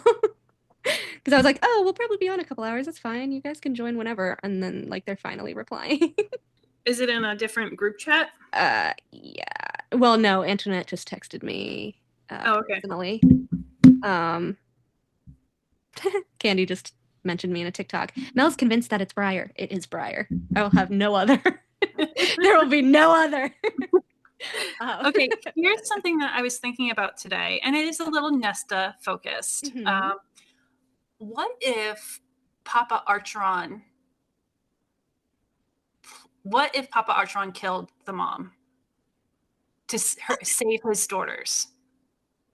What if he noticed what she was doing, finally noticed what she was doing, the abuse that she was putting onto Nesta and possibly also Elaine, knew what she was about to do, which was sell them off to high-bidding suitors, which he gets a high-bidding suitor. He gets a high-bidding suitor for her hand in marriage at age 14. 14. He's like, fuck no. Yeah, and he said no. But if Mama was alive, she would have said yes. Because 14, even though it's young, in a time setting like what their time setting is, that's not unheard of. Yeah. You know? I don't know, only because SJM has been adamant that like, oh, the parents were really in love, but they just didn't know how to be parents. So I was like, were they though? Yeah. But this is why I think maybe the whole mother's death thing might come back around. And I was actually expecting it to in Nesta's book, but I was kind of annoyed that it didn't. There was like little passages, but like it was never really explained. But like Nesta's main like annoyance with the father, like obviously before they were poor, was that he let her die and that he could have gone and searched for the cure in the continent. And he didn't want to send his ships to do that. And she didn't understand why. And we don't know why. We don't know why. Yeah. I think that, and I think I said this on the group, but I don't think I said this on the podcast, but I was sending like voice messages, I think a couple weeks ago about this. And it was after I made that reel about how Papa A and Elaine were seers and they might have been like exchanging like short visions or whatever. And if Papa A and Mama A were like actually that much in love as much as SJM says, I think that, you know, she obviously would have known about his gifts. I think he was telling her about what he was seeing. I think he saw the girls' futures. And I think that he was like, oh, like you're dead in this future or whatever, in order for them to have this, like you're dead or whatever. And then I think she probably kind of had to come to terms with that, one. And then two, when she did get sick, she was probably like, oh, this is how I die. And so I kind of think that they came to an agreement that they wouldn't save her if that happened, because if he did, their future would be completely different, obviously. Yeah. For obvious reasons. I think that's why on the deathbed, she's like, stay together and take care of them. Because that seemed very eerie when you think about, you know, Feyre killing the wolf and then them all ending up in Prithian, and all of them are in the Night Court healing at the moment.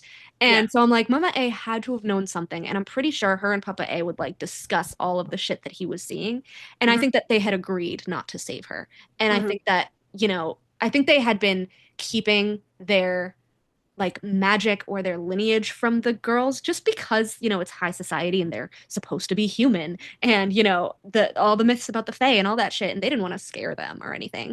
But like just the fact that Nesta could see through glamours, and like Feyre had memories of magic, and Elaine was seeing things like Papa A, like I don't think they saw those things as, oh, I'm not fully human, because I don't think they were ever looking for that, because they were never told by their parents.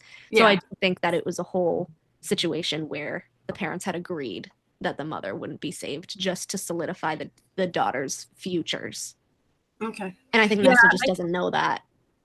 I like it. I like that idea. I like that theory. It's very, very like roundabout, and it's like hard to come into terms of, you just got told that you're going to die and you have to die so that your daughters can go do this weird thing in the Fae world. See, that would be, how much would I actually believe is true and not true? Yeah. But like for me, what I'm saying is, okay, and I might be taking from lore from other storylines, other stories in fantasy. Okay, so what if Mama A put a love spell on Papa A?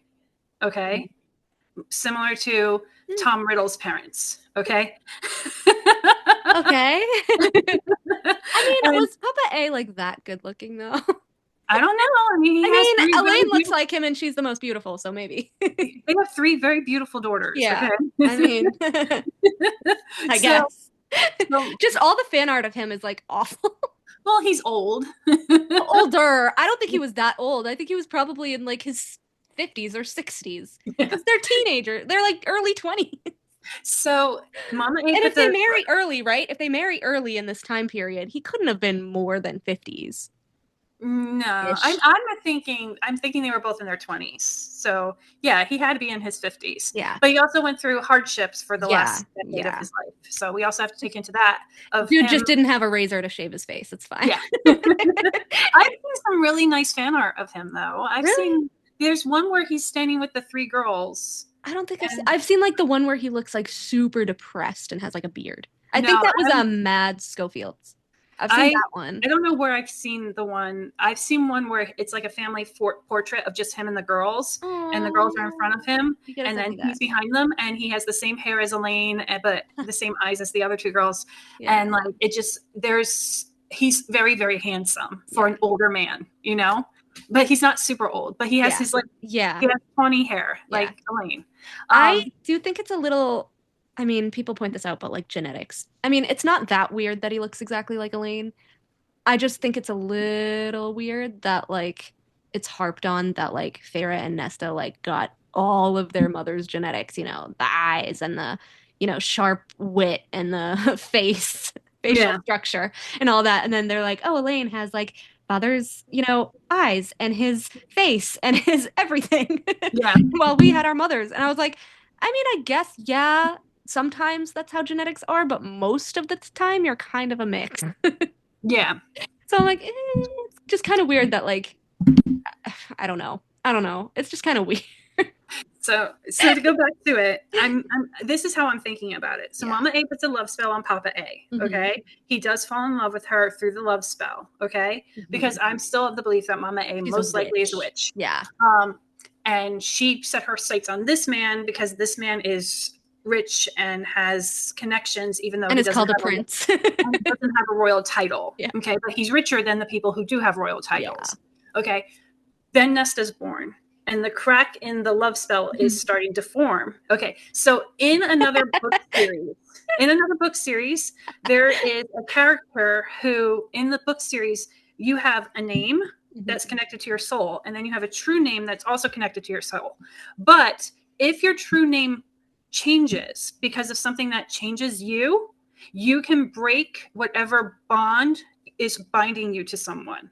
So this one character has a soul bind to this one other character, and he's awful. And I love soul bonds. I I think Tamlin and Rhys's sister had a soul bond and not a mate bond, but that's the thing. But she actually becomes an assassin just to keep him interested in her. Okay.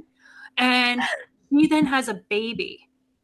And the baby changes her true name, which then breaks whatever bargain/binding she had to that awful man.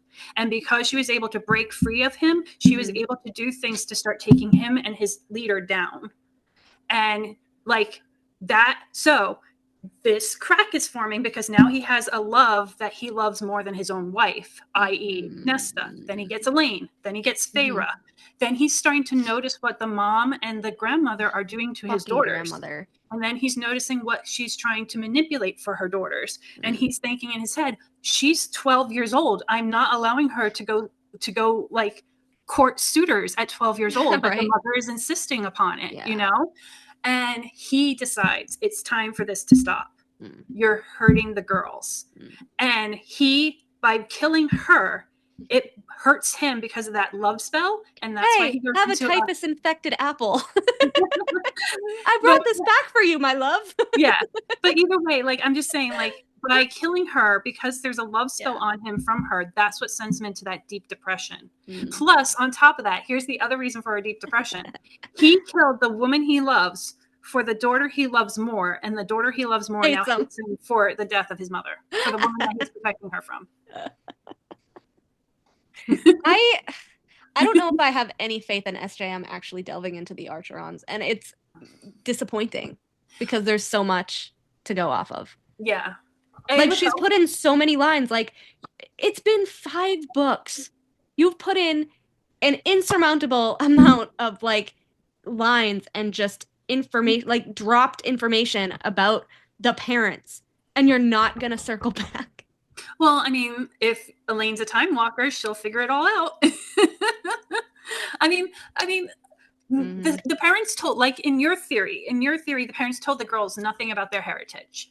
Okay, that is an awful way of raising your children. No shit. You never tell your children their heritage, especially if you're a witch and she's a witch, and you're not going to tell your children that they are purebred witches. Yeah, you're not going to tell them that. Okay. Yeah, I think they have a little bit of witch blood and they had a little bit of fae blood, but just like the parents, they presented as humans, and they're like, oh, we want a normal life for them, so we're not going to tell them what we are. But when that normal life went to shit because a fae showed up on your doorstep, it's now time to tell your daughters where your life is.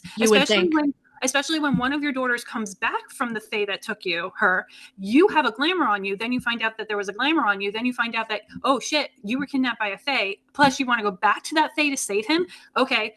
Now this is the time, especially when Papa Archeron decided I need to go get an army because there is going to be a battle. I just want to know what Papa Archeron knew. Did he even know that she was in love with Tamlin? Like, did they just keep this from him? Because even though Ianthe is like, oh, are your sisters coming to the wedding? Like, what about her dad? Did he not know his child was getting married to this Fae Lord? None of them knew that she was getting married. She wasn't inviting them. But like, they knew she went back to Prythian to save Tamlin, but they have no clue. This is the other part. They have no clue that she did what she went back to do. I know. Like, it's great. Did she send a note saying, I'm alive, but don't come. And by the way, I'm engaged. No note, no nothing. But this is part of my problem with Feyre, is that she just expects everybody to know everything about her life. Yeah. But she tells them nothing. She shows up on their doorstep with a fae that doesn't look anything like the man that she says that she fell in love with. And they go, who's that? And she's this is my new one. This is my new fae. I keep collecting them as I walk around. This is my new fae and his little bats. But also, like, he knew that Andros's, like, pelt was a fae. He was terrified. He was horrified. He was horrified. He's like, Feyre, the fuck? Like, he was horrified.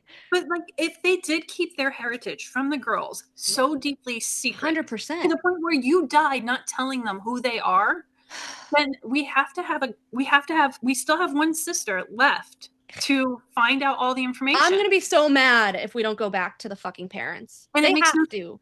It has to. The fact that it didn't do it with Nesta, which we should have, because she's the one that was. They should have done the mother's shit with Nesta and the father's shit with Elaine. Yes. Yes, I agree with that. But we're not. So, but all we got was, oh, Nesta, you know, kind of knew that she was groomed by her mother, but she still felt, you know, grief for her, and she visited her grave often.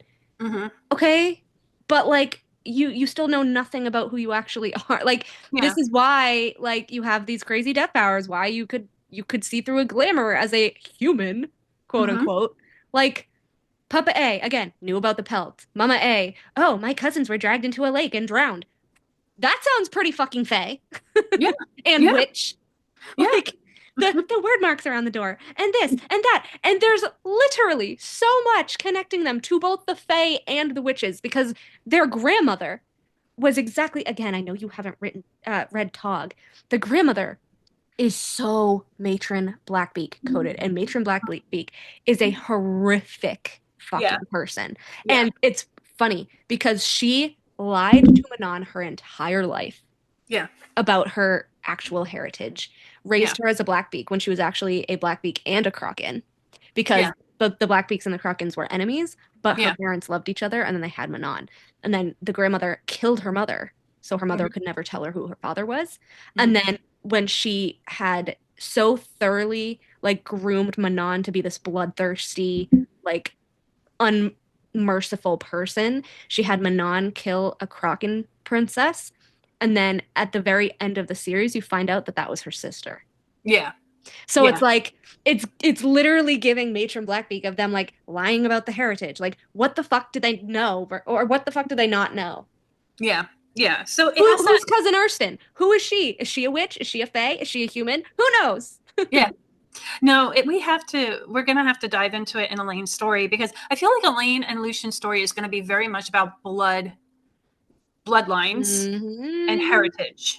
It's going to make such a, like, Lucian has such a strong heritage and a bloodline that he doesn't even know he's a part of.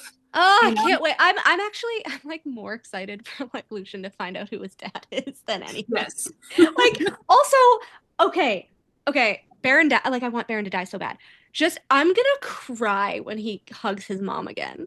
Yeah. I hope we get a hug scene. I didn't get a hug scene for My Hero. If she dies and he doesn't get to speak to her and hug her again, I'm gonna be devastated.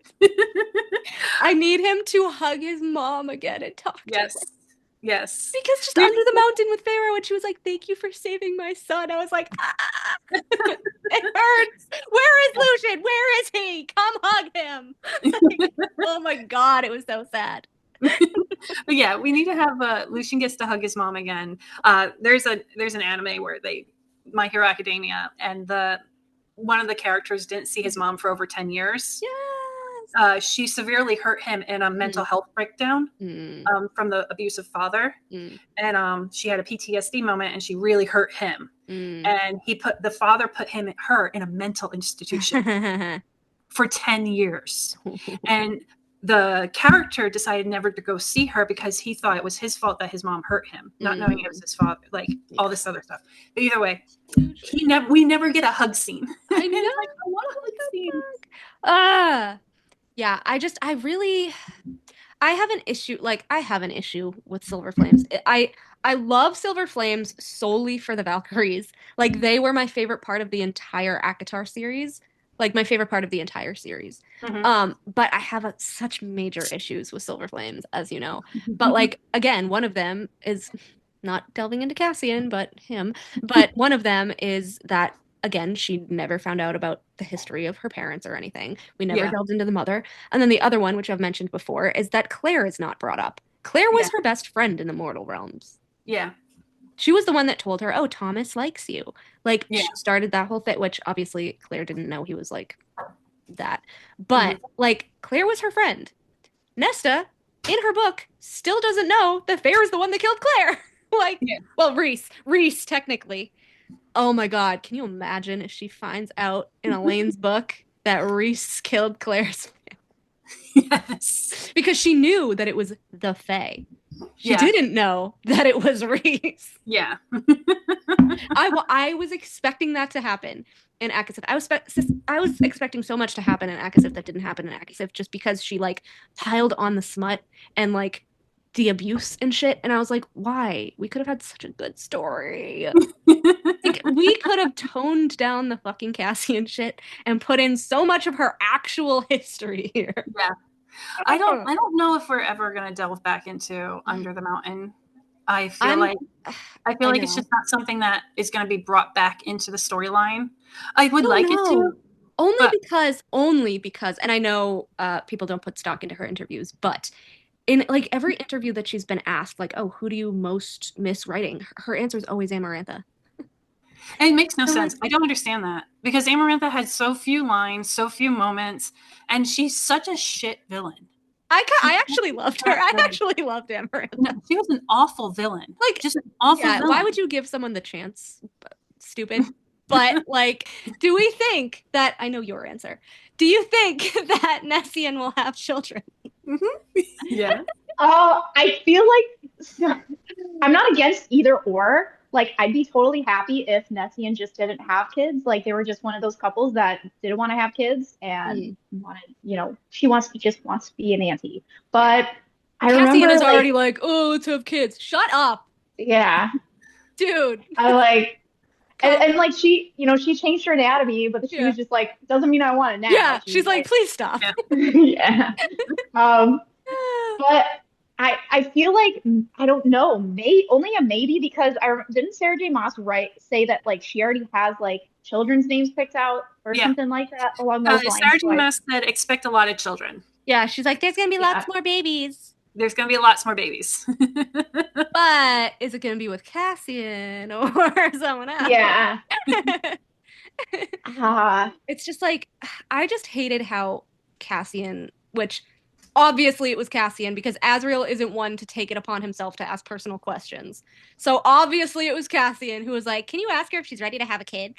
And because Azriel was like, speaking of motherhood. Because CP3, I remember that. Like, I heard children make the time go fast or something.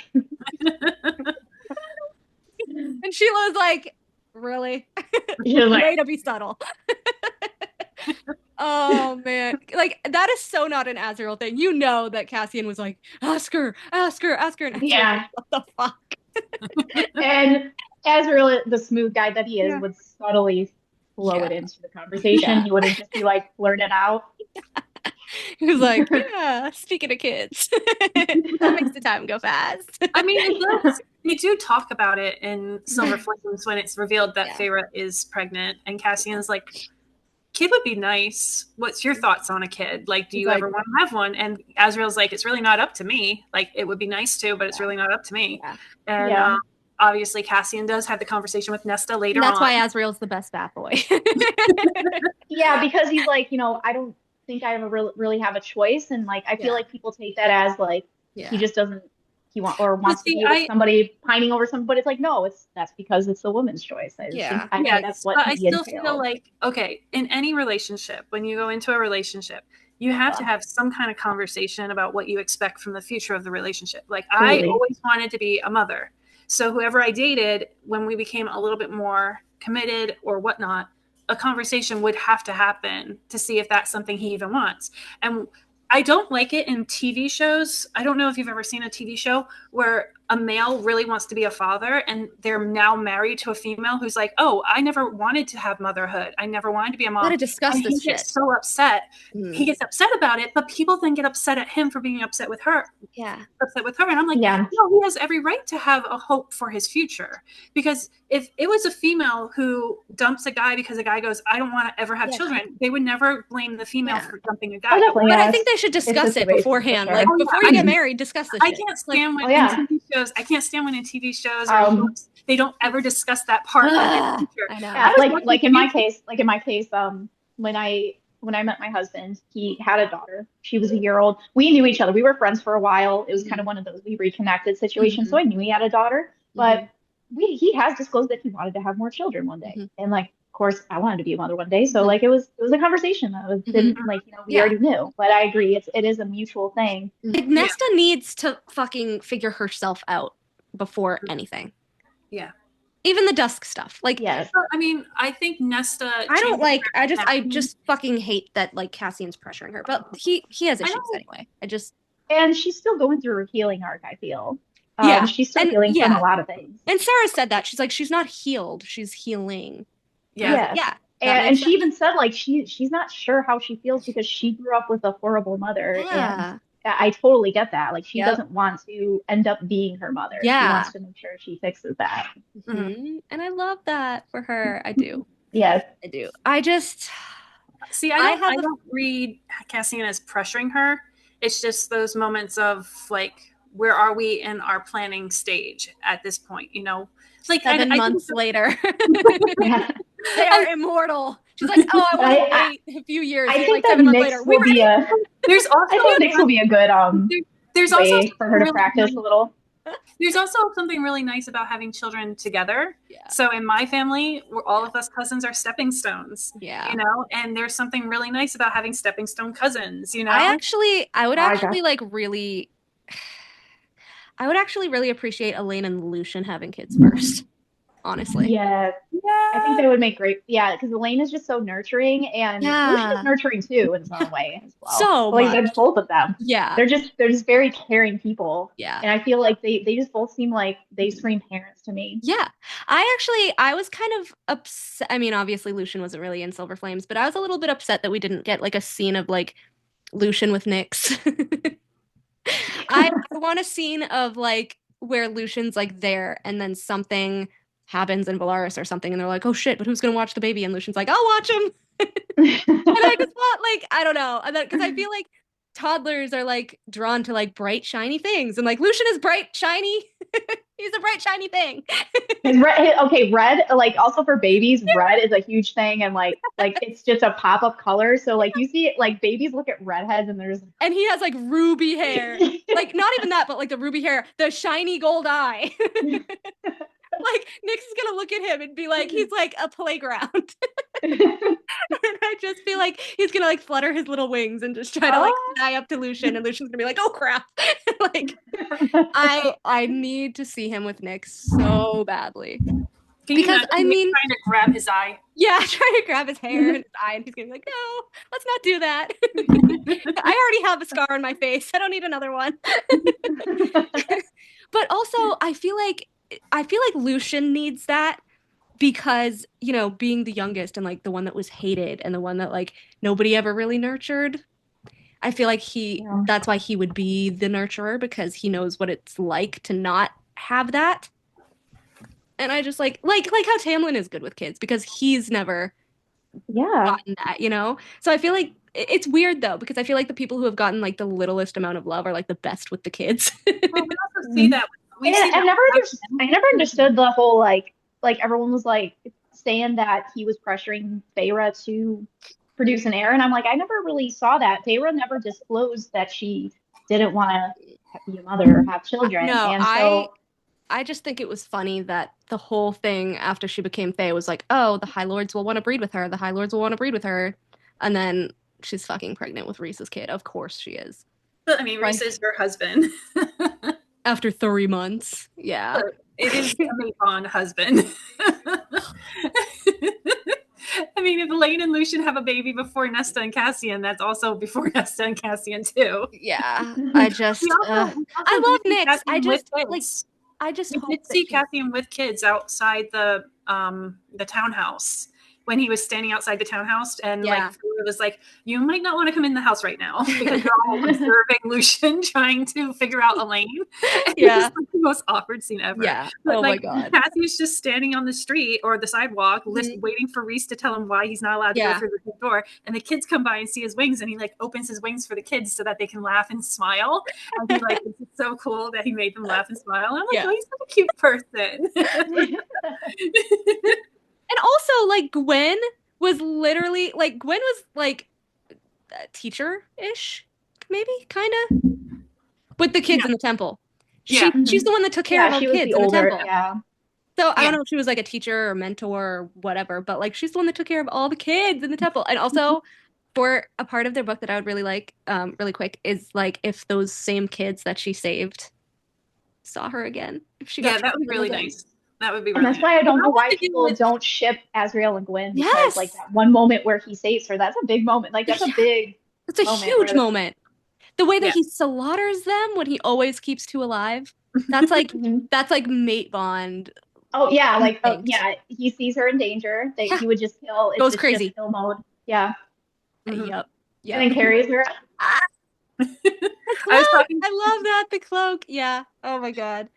But yeah, I would love for it to be like, okay, I do actually feel like Feyre's gonna be pregnant again in the next book, because I do think they're gonna have a son and a daughter, just like Rhys and his sister. I'm calling it right now. The daughter's name is gonna be Stella. Stella. Oh, yeah, Star. Yeah. Oh yeah, or like Could or be. Astrid. I've seen that. Or like Vela or something for Valaris.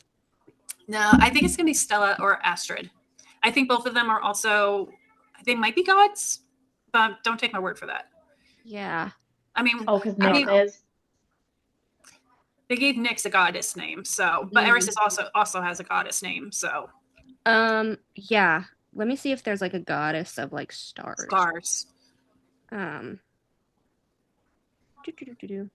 Asteria. Asteria. Asteria. Oh wow. Okay. Asteria. Right? Right? I like read that and I was like, oh shit. Yeah. The Titan goddess Asteria was closely associated with the stars, specifically falling stars and nighttime divination. That would be a really interesting, like if she does have a little girl with the name Asteria, and then we find about the Asteria. But no, because they already know they already know the Asteria, because Bryce already told Rhys about the Asteria. So but he was like the Dagman. Yeah. So Rhys is not going to allow his daughter to be named Asteria. there's also Astria, which means star. That's actually what I have their last name as in my fic. Astria. Okay. Well, there's also Astrius, which is the male version. So I feel like they might name her Astria instead of Asteria, because SJM is like, I already used Asteria. Yeah. But I think they're gonna be pregnant with their second child, and then I think maybe Elain and Lucien will come next. But unlike Thera and Rhys, I feel like theirs might not be planned. I mean, his mother had 7 sons. Oh yeah, them. But that's not fertility on Yeah. I feel like he's just got good game. He's got the fertility game gene. But that doesn't mean that she has the fertility game. But if she has the power of life from the cauldron because it gifted him something, she would also have the fertility gene. But would that be way too closely resembling Hale and Yrene? Because wasn't Yrene pregnant when she went into battle? Kinda, yeah. So, but I do think Elain is a Yrene character. Yeah, so wouldn't that be a little too closely resembling that other storyline from her other story if she made Elain pregnant for the final battle? Mm-hmm. Or maybe she finds out right after the battle. I kind of just want the two of them to be like. Yeah, I just be fully against it either. I did love how like Yrene like just being a badass like 2-3 months pregnant and she's like I don't give a shit. Yeah, exactly. That's what I would love to see Elain doing, because like she's associated with spring, which is rebirth and fertility and life and all of that stuff, and like even the day court, sunshine, light, life. I don't know. I just feel like she could be a badass while pregnant. Yes. I mean, I wouldn't mind it. I wouldn't mind it at all. I just want their love story first. Yeah. Oh, obviously. Yeah. I mean, I don't feel like they would sleep together unless we had that anyway. So, I mean, she's not like Nesta. She's not going to go just fuck him for the hell of it. Yeah. Obviously. Yeah. But I do think that it's just going to take, even according to Hofast, I just think it's going to take Nessian a lot longer if it's, Nessian. But. Okay, I have a question for you guys, because we asked Natalie this during the interview, and I actually forget what her answer was, but it's up on the podcast. But we asked her if she thought Nesta has any powers that we haven't seen yet, and what she thought they were. Do you guys think there's some part of her power that we haven't seen her tap into yet? Make it loose. Other than using the harp, because obviously the harp can do literally everything. I think we've seen everything that we need to see about Nesta. Her freaking power imbalances. But she hasn't liberated Dusk yet, and she hasn't actually become queen yet. So eventually. So what would Dusk ability be? Because like she's known as like Silver Flames, you know. She like, actually she got fire? the Dusk Starlight. Like she has it, but it hasn't come out of her yet. So when Bryce's came out of her, it scarred her chest, but she always had it. Nesta has it currently in Silver Flames. It's actually described in the scene where like her and Cassian are having sex after the Symphonia as Starfire. Starfire is the Starborn light ability. Yeah. Which I had to go back and read it, and I was like, oh my god, it says she has Starfire. So it hasn't come out of her yet. So I think that when it does, it's going to liberate the prison, or when she liberates the prison, it's going to come out, and then it's going to scar her chest, and she's going to have it like Bryce. And that's the ability that wasn't taken, because I know like when she did the bargain with the mother, she lost some of her powers, but not all of them. I don't think she lost any of them, because then she wouldn't have needed the tattoo with the bargain. Because if she had already lost them, she wouldn't have needed a bargain to like take them back at some other time or whatever. I think she was just burned out from what she did for Feyre and Nyx, and she just didn't understand what burnout was at that point.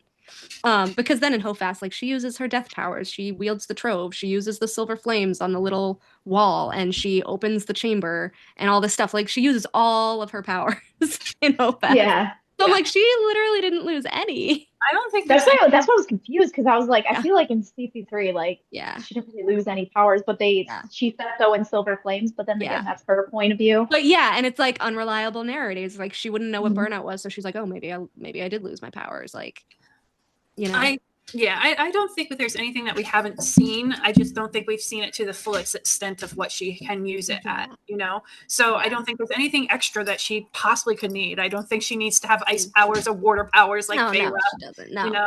I don't even know if I want to have her have winnowing, although I feel like she should. Yeah, she should. But she doesn't. She should. But, look at the house she lives in. Yeah, she should have winnowing. But the house doesn't allow winnowing anyway, so. It does for Rhys. Does it?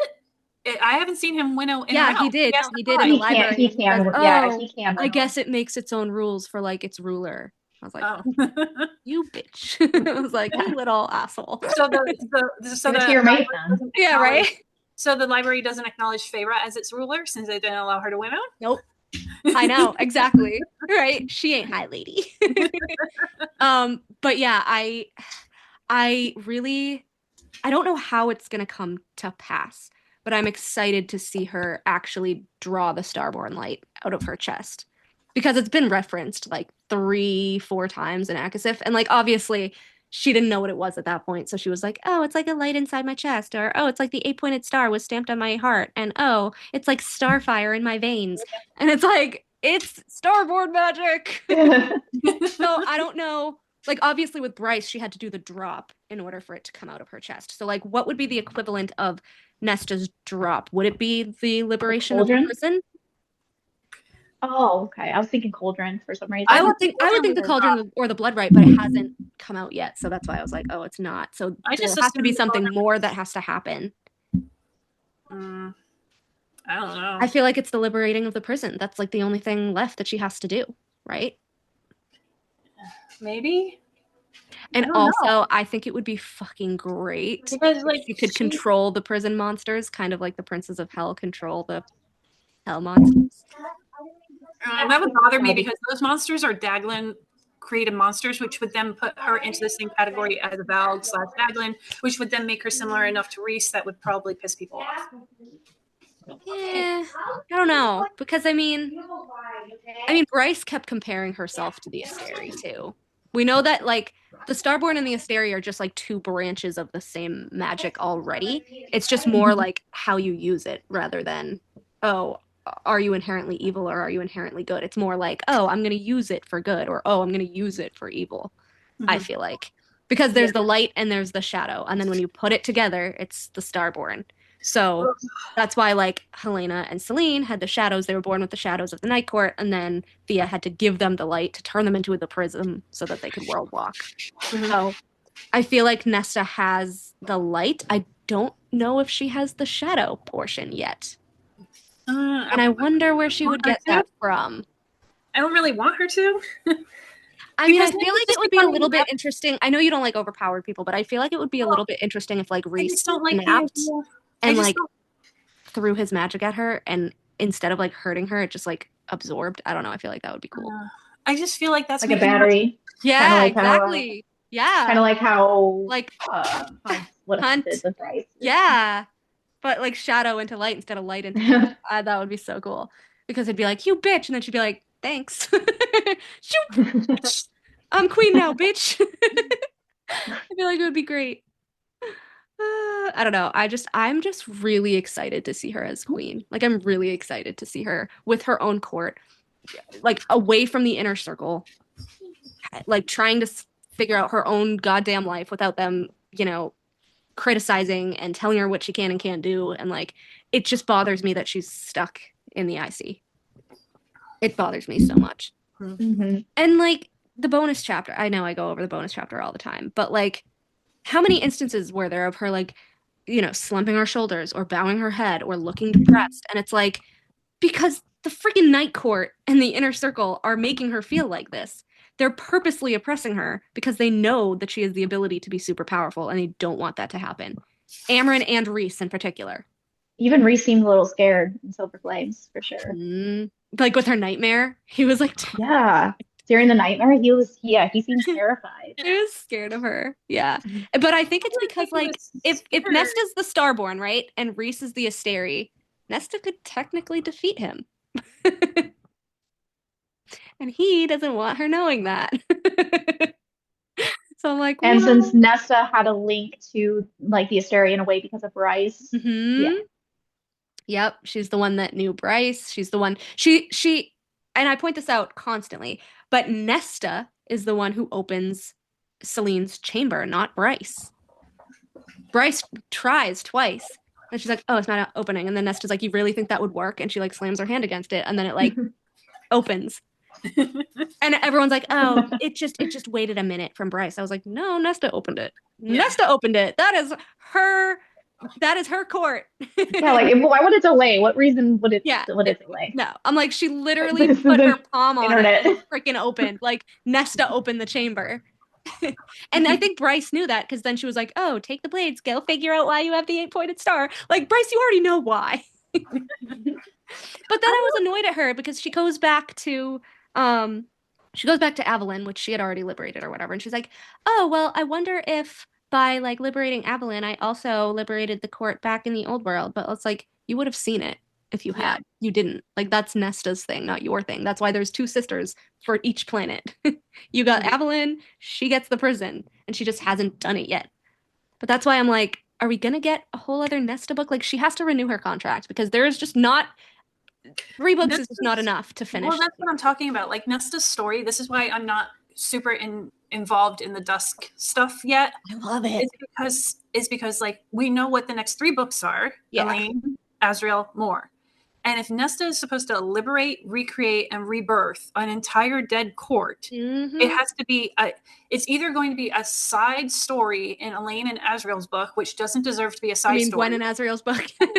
No, either Elaine or Azrael's book. Elaine. Having their own books, okay? Yeah. So it would be a side story in either Elaine's book or Azrael's book.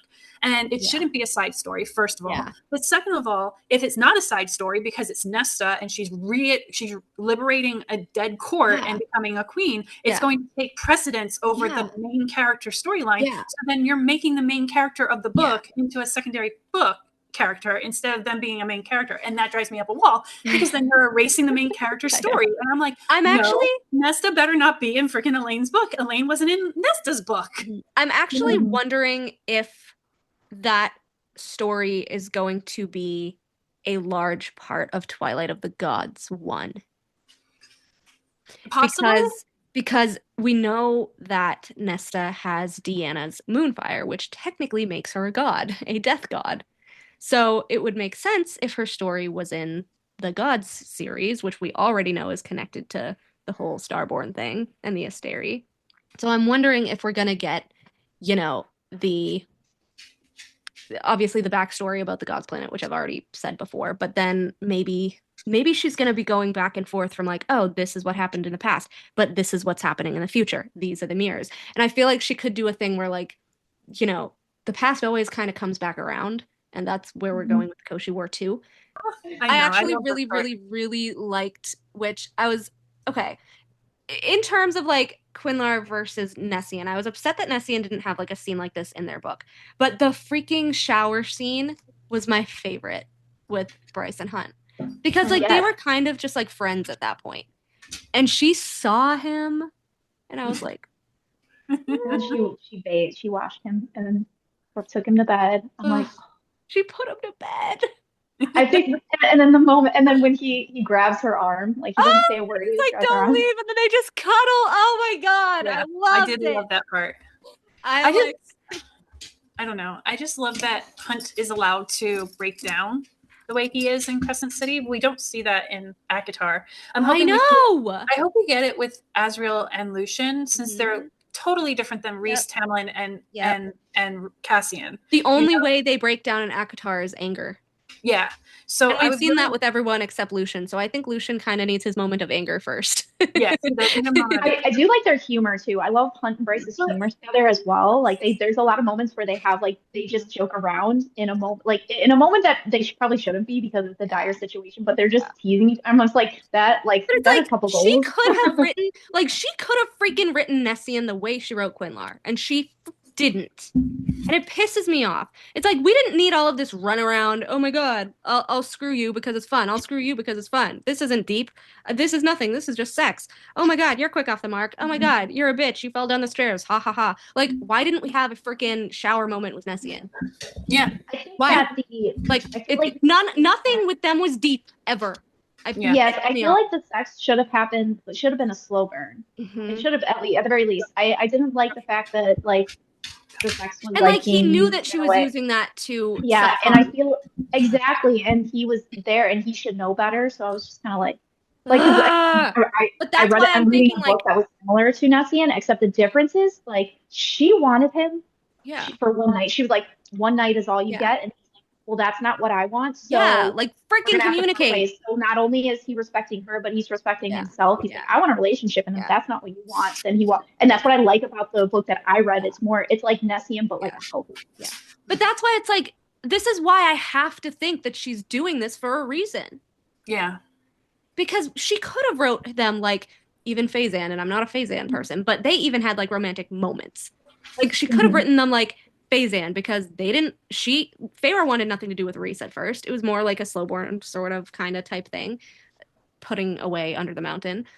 But then like even in that fucking bonus chapter, he's just such a pervert to her. And then like why would you forgive him for that, one? And then two, she's trying in ACOWAR to connect with him, and he's just pulling his hand away and looking up more and like not connecting with her. And then he gets mad at her in Silver Flames for not trying to connect with him, when it's like, she has been. You're the one that hasn't been. And now, because she's upset that you haven't been reciprocating, now you're pissed that now because you want it, she's not. And it's just like, it's like the opposite side of magnets. It's just, they try to come together and there's something there that just, they can't connect. I feel like sometimes with the Nessian storylines, with how they miss their mark. Yeah. Like, it's a love story. I mean, I'm Nessian. It's trying to be a love story. It's an outline of a love story. It's just that in the beginning, like, they're missing their mark. Every time one is ready, the other one's not ready. Every time one is ready, the other one's not ready. Every time one is ready, the other one's not ready. And then finally, at the end of the book, they're finally both ready, and that's the part where, okay, now they're finally getting together. But like, yeah. And then in Hope Fast, they're just back to square fucking one. It's like, what is happening? But I mean, the ACOWAR moment where she takes his hand and then like he lets go. He's like, she's like wrapping it too. Really, she's not like holding his hand. She's like wrapping it because he got hurt. Like, and he's like, and then he holds it back and then fully turns his back on her. Yeah, as soon as more comes too. Mind you, I have to reread that to see how he did it and why. Awful. What she just comes into the tent, like Mort just walks in. So when I read it, pulls his hand away and like completely turns his back on Nesta. When I read it for the first time, I gathered, I was like, does he still have feelings for Mort? That was what I gathered from that first interaction, first read.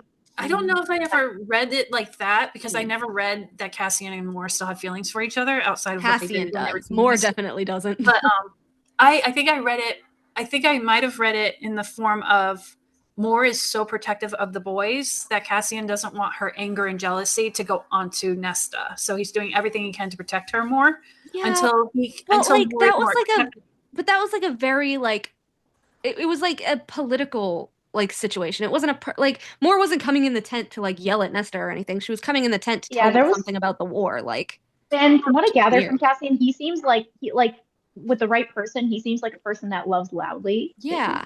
So I don't see why he would be ashamed of a person that like again, he's super poetic about Moore. He's super poetic about Tanwyn. Like the only nice thing he can ever fucking say about Nesta is, "Oh, nice tits." Really? That's the nicest thing you can think of to say about her, Cassian? It just bothers the shit out of me so much. I've said it with Lucian. So Lucian's described as being very like rakish and very suave and very playboyish, you know, of like being a player. But like when he's around Moore, he's very shy. He's very like somber. He's very quiet. And we know in his history with Jasminda pursued him, not him pursued her, you know? So if it's very similar, like if Cassian is someone who probably loves very loudly, when he's around his mate, he goes a little bit more shy and very like, oh, everyone's seeing me at my most vulnerable when I'm around her. So he's not 100% sure but that's how what I'm saying. Like he's embarrassed to be around her. And but that's not a bad thing yet, because like he doesn't have a mate bond with her, and these are the people that he's lived his life with for 500 years, and they are a little biased, and they hate her, you know. So it's like it's only feeding into their hatred when you're acting like this, though, because then it's showing them, oh, I have to be embarrassed to be with her because you hate her, and it's just feeding into their bias. Members like who don't want like the girlfriend kind of deal. It's like, oh, I'm gonna hide you. Oh, I'm not talking to her. I'm not talking to her. It's like childish. Grow up. I mean, he could just be trying to protect her from his inner circle of weirdos that like to judge everyone. But then at the same time, like he's openly hurting her. Like, isn't there a Friends episode where they find out someone's been dating someone and they were like, why didn't you tell us? And he's like, because of this. Because now you're all telling me all of the flaws of why I'm going to be dating this person. You know, and that. They tell him regardless, though. So, like, what does this change? Yeah. They're on her app anyway. I have to head out. Okay. I'm so sorry. I continue this, but I hope let me know when there's another one. Let me know when there's another. One last question for you, because I've asked everyone else except you. Okay. Do you think that Nessian are going to be endgame? And if so, do you think he's going to survive, or do you think that they're going to be like endgame and he's going to die and then she's going to move on? So with the author, I feel like they would be endgame. Unfortunately, I do believe that they would be, and that's not by my choice, by what I believe from the author, but I don't think Cassian will survive. Yeah, that's what I'm thinking. I think they're going to be endgame by like death. Like I think they're going to be together. Yeah. He's going to die, and she's not going to move on until after that. Yeah, because at first I thought that Elaine telling him like, you know, like because he was like, that's not enough to kill me. I thought, and then at first I thought that Elaine intervening with the King of Hybern. Oh my God, we talked about that last night. Yeah, I thought at first I thought that was gonna be. I was like, her intervening in that situation saved Cassian. But I'm like, I don't know. I feel like it's fate. Like even with mate bonds, it's fate. So I feel like a seer still sees that it's gonna happen. Yeah. No matter how much you intervene. So I feel like yes, they will be endgame based on the author's preference, but I don't think he'll survive. Yeah, I love how you said that, how like you can try to intervene with fate, but it's always going to catch up to you.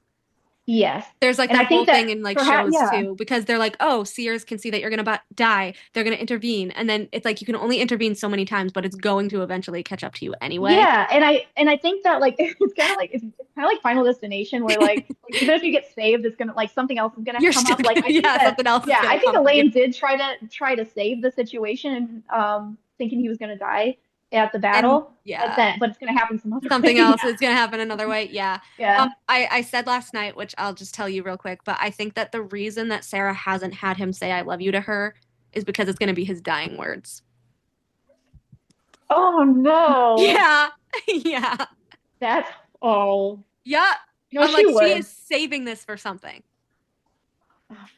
Yeah. And he's gonna be like, I love you, and then he's gonna like fucking die. And everyone's gonna be crying.